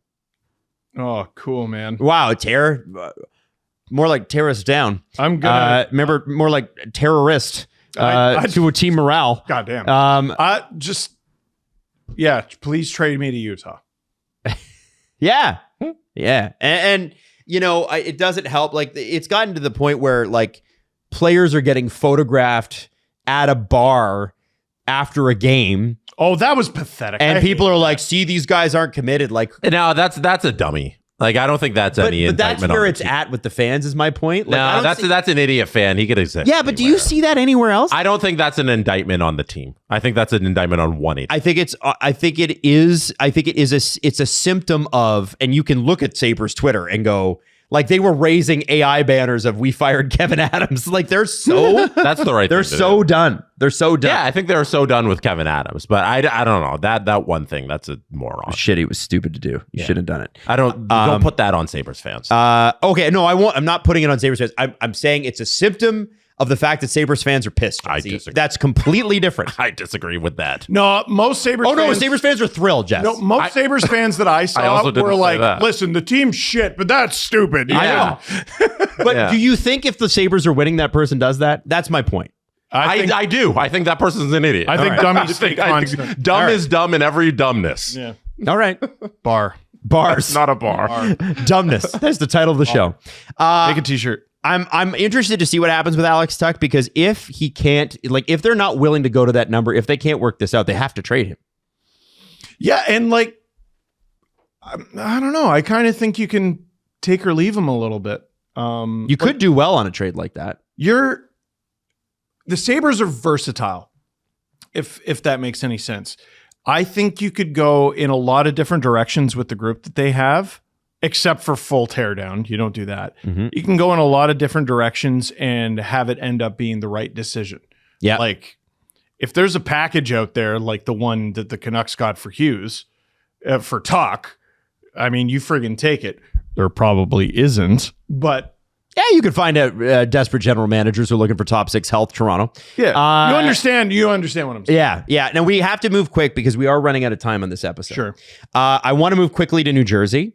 Jersey fans are so mad at Mr. Fitzgerald because everybody on that team has a no move or a no trade clause.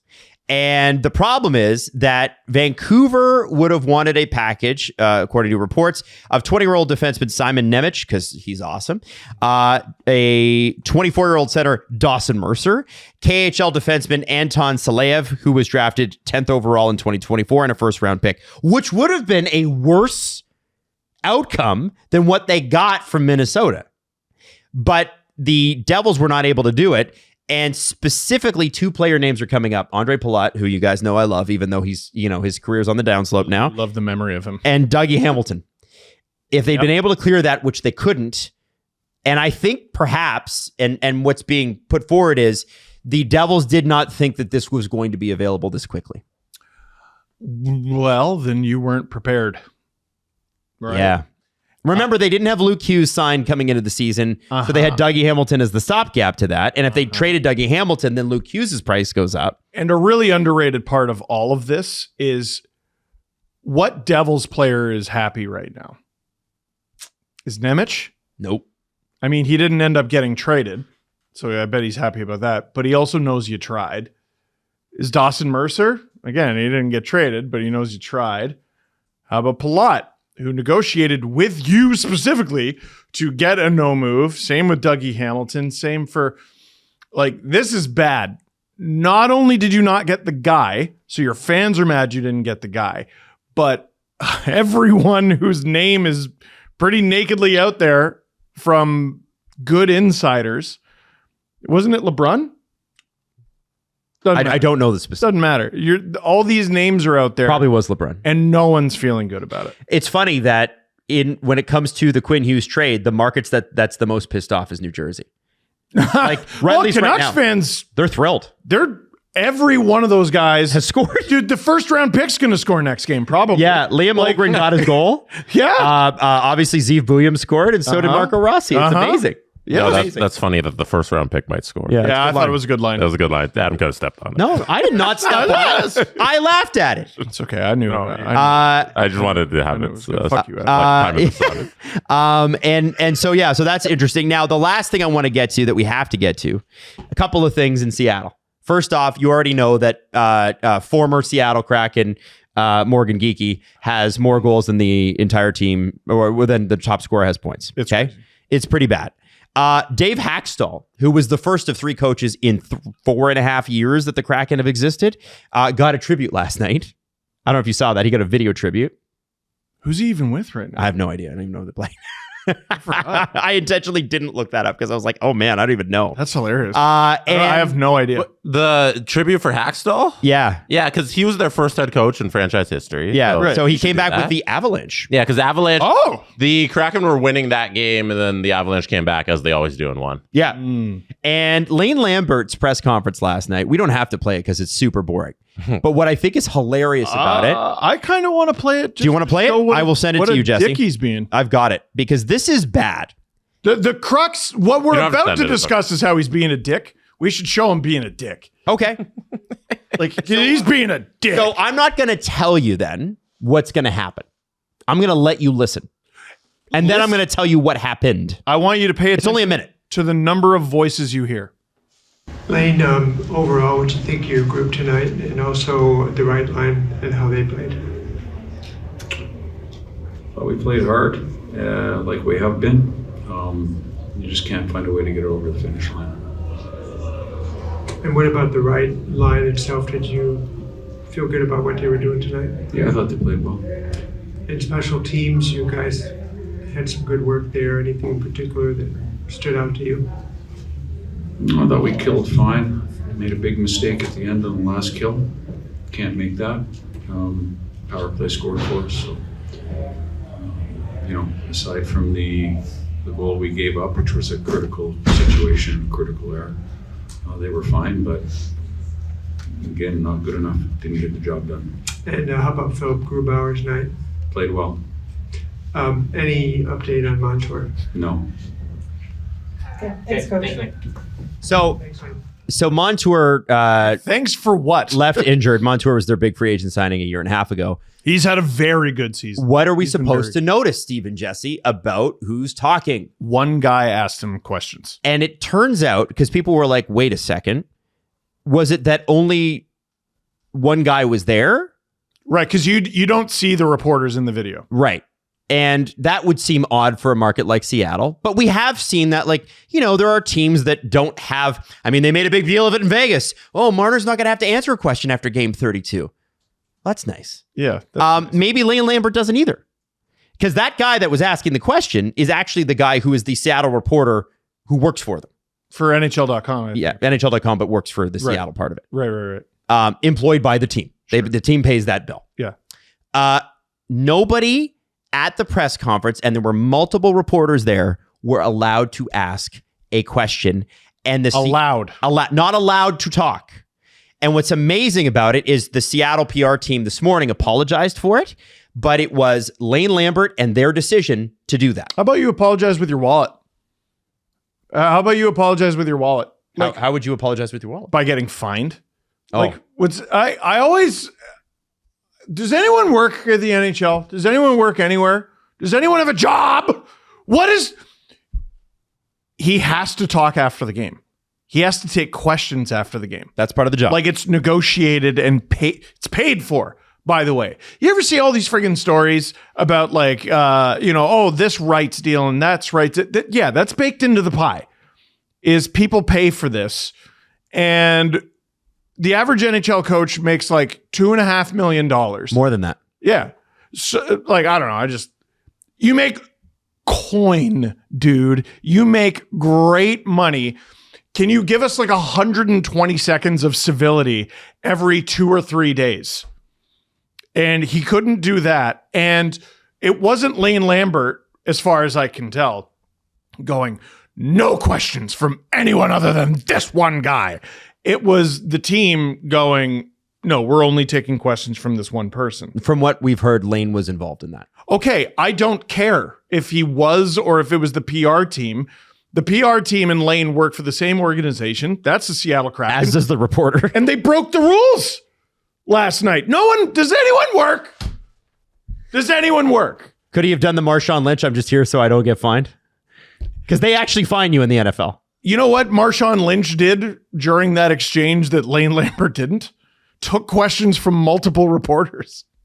Marshawn Lynch, in one of the most famous pants shitting incidents ever recorded in front of media, shit his pants less than Lane Lambert did after a regular season game in December against Colorado. Jesse, you deal regularly with Leafs PR, right? That's part of the gig. Great people. And, they have their way of doing things, nice. And we can be very critical of it, but they have their way. Yeah. If the Leafs PR told the press group here that I don't even know who works for NHL.com for the Leafs. Who is it? Dave McCarthy. Dave McCarthy. Yeah. Oh, of course it's Dave McCarthy. So if only Dave McCarthy gets questions tonight.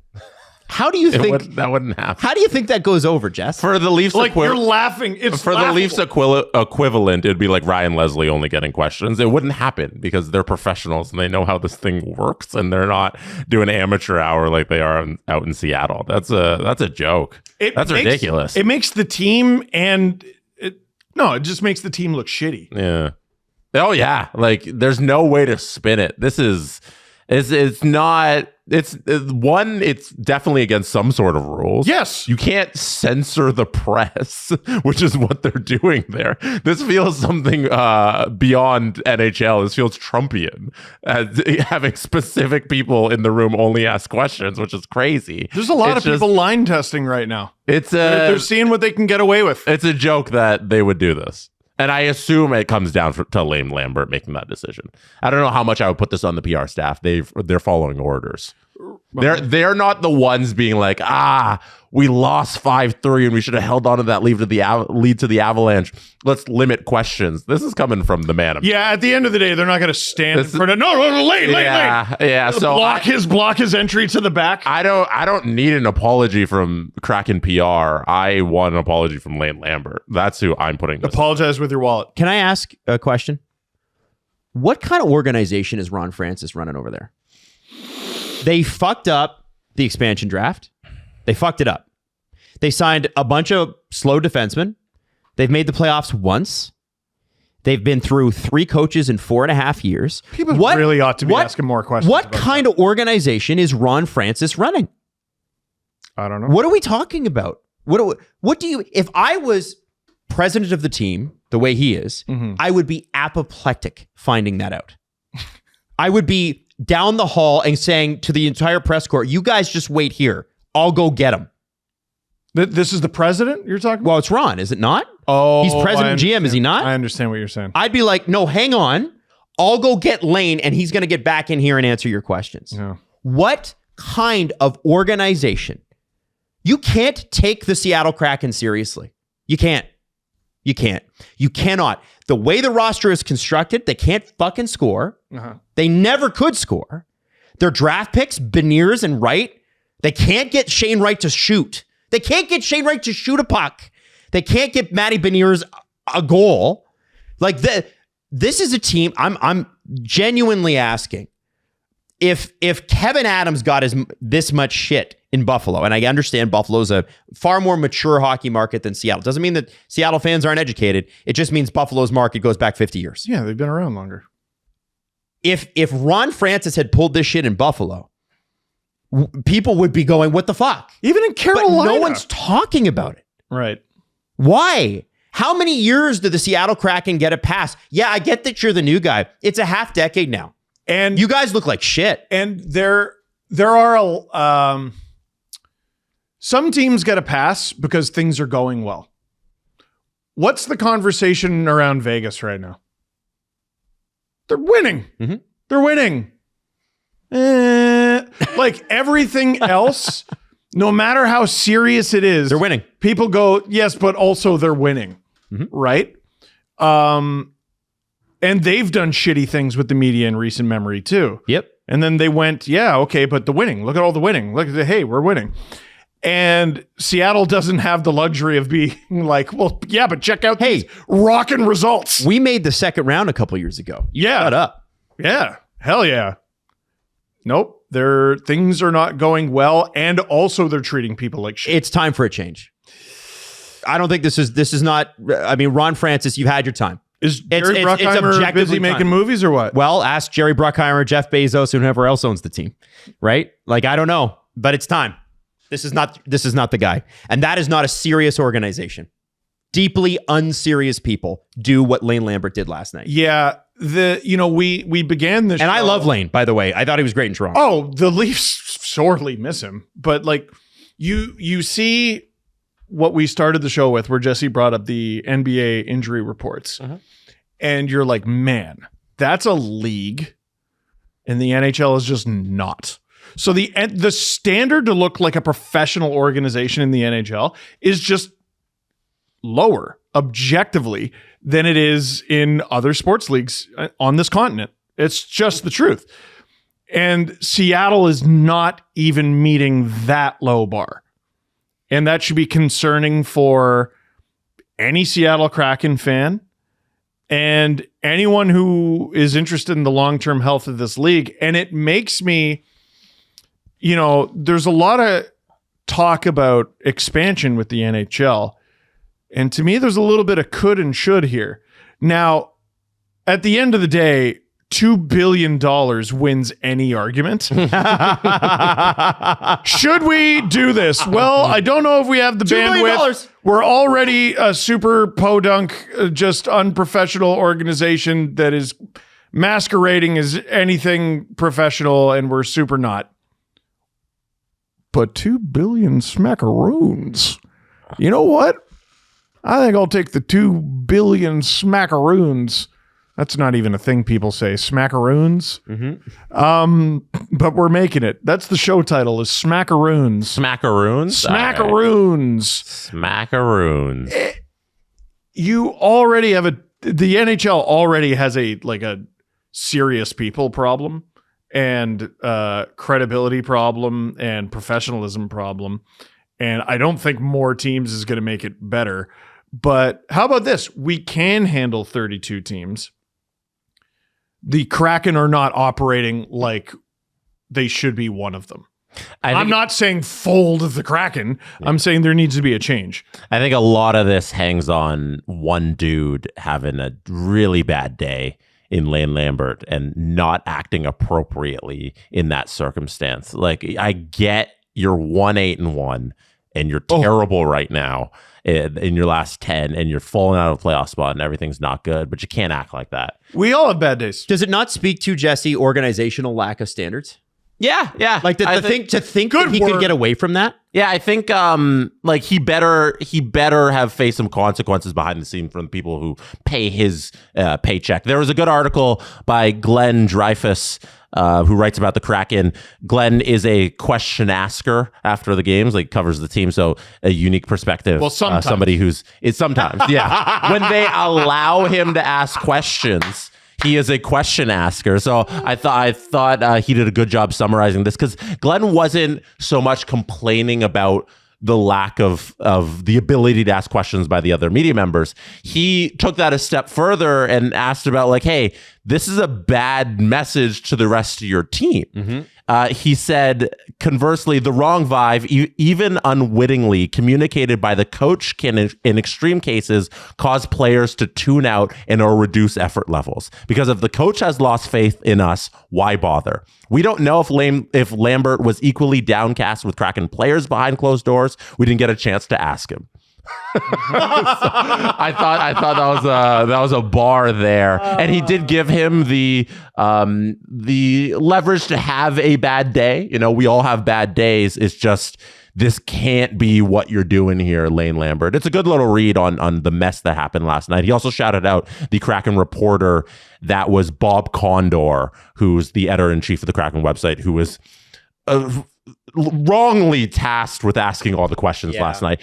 I hate the position you put Bob into as well. Yeah. That's gone unnoticed, I think, in this whole thing. You gave Bob the mic because in Seattle, they don't do the scrum like how we do in Toronto during the regular season. The playoffs, we do it this way, where the PR staff goes around and gives the mic to the person who's allowed to ask the next question. They do that during the regular season. So they hand Bob the mic and they don't give it to anybody else in the room. And Bob has to sit there and ask these questions a whole bunch of time. We heard it where Lane's giving him these one-word answers. And that's just awkward for him. Embarrassing. Your employee, right? That's your coworker. Yeah. Bob is, because you guys are employed by the same people. And but is he the head coach?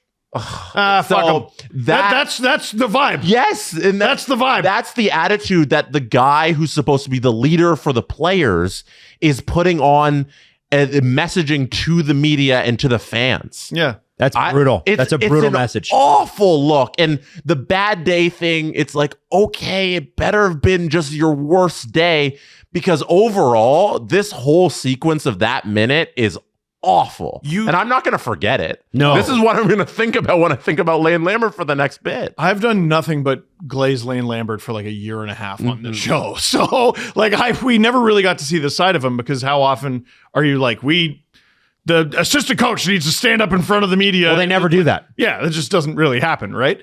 No, in the adult grown-up world, I think the minimum is you apologize.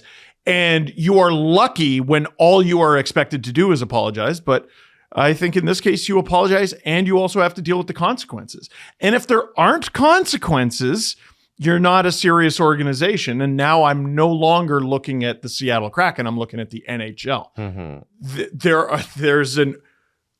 There's a pyramid, man. This is how this works. There's the league, there are the teams, there are and it spreads out like that. Is anyone at the wheel anywhere? Like I certainly think there are. I think Ron. It's Ron. This is Ron. Ron, where's Ron? And if Ron's not going to do anything, hey, Gare, anyone? Mm-hmm. That's where you expect a guy like Frank Saravalli, who's the head of the PWHA, the Professional Hockey Writers Association. I never can get the acronym correct. There was the PWHPA, which was the Professional Women's Hockey Association, and then there was the Professional Writers Hockey. There's Writers also the Pro Hockey Players Association. Oh, for God's sakes! Yes. If I'm Ron Francis and I see my head coach do this, I have a lot of questions as to why the guy I put in charge of this team is being a pant-shitting baby in front of everybody. Yeah, don't do that. What are you doing? Well, and you were mad. You know what? Something that Steve brought up when Lane Lambert was hired here, because I was like, oh, friggin' hell, they're bringing in Lane Lambert. He's like, actually, he's great on defense. Not everybody's meant to be a head coach. His assistant coaching. Not everybody is meant to be a head coach. Let me say it again for the people in the back. Not everybody's meant to be a head coach. And when you act like that, you prove the point. Mm-hmm. Mm-hmm. Mm-hmm. Not every assistant coach is a head coach. Not every head coach is an assistant coach. Lane Lambert's NHL resume as an assistant coach, sterling. It's really, really good. One of the best ways your organization could spend money is to hire him to run your PK and defense. And I will fight you to the death. That's just truth. As far as head coach, yeah, no, that's arson. That's lighting money on fire. Well, at least under Ron Francis's leadership. At least until I'm see otherwise. So we'll see what happens going forward. But this is a new enough organization that season ticket holders could just walk. Right? This is why. What are the honestly? Jesse just gave us the record 1-8-1. Yeah. What's worth watching? We're complaining about the Leafs, and they're 7-3-3 in their last 13. Oh yeah. I mean, and we're bitching about that. Yeah, of course. 1-8-1. Can you imagine what would happen? Imagine standards. Well, and listen, Imagine Dragons. he might get fired by the time the show's out, right? Like with a record like that, we don't know, and maybe that's why he's in a bad mood. Doesn't matter.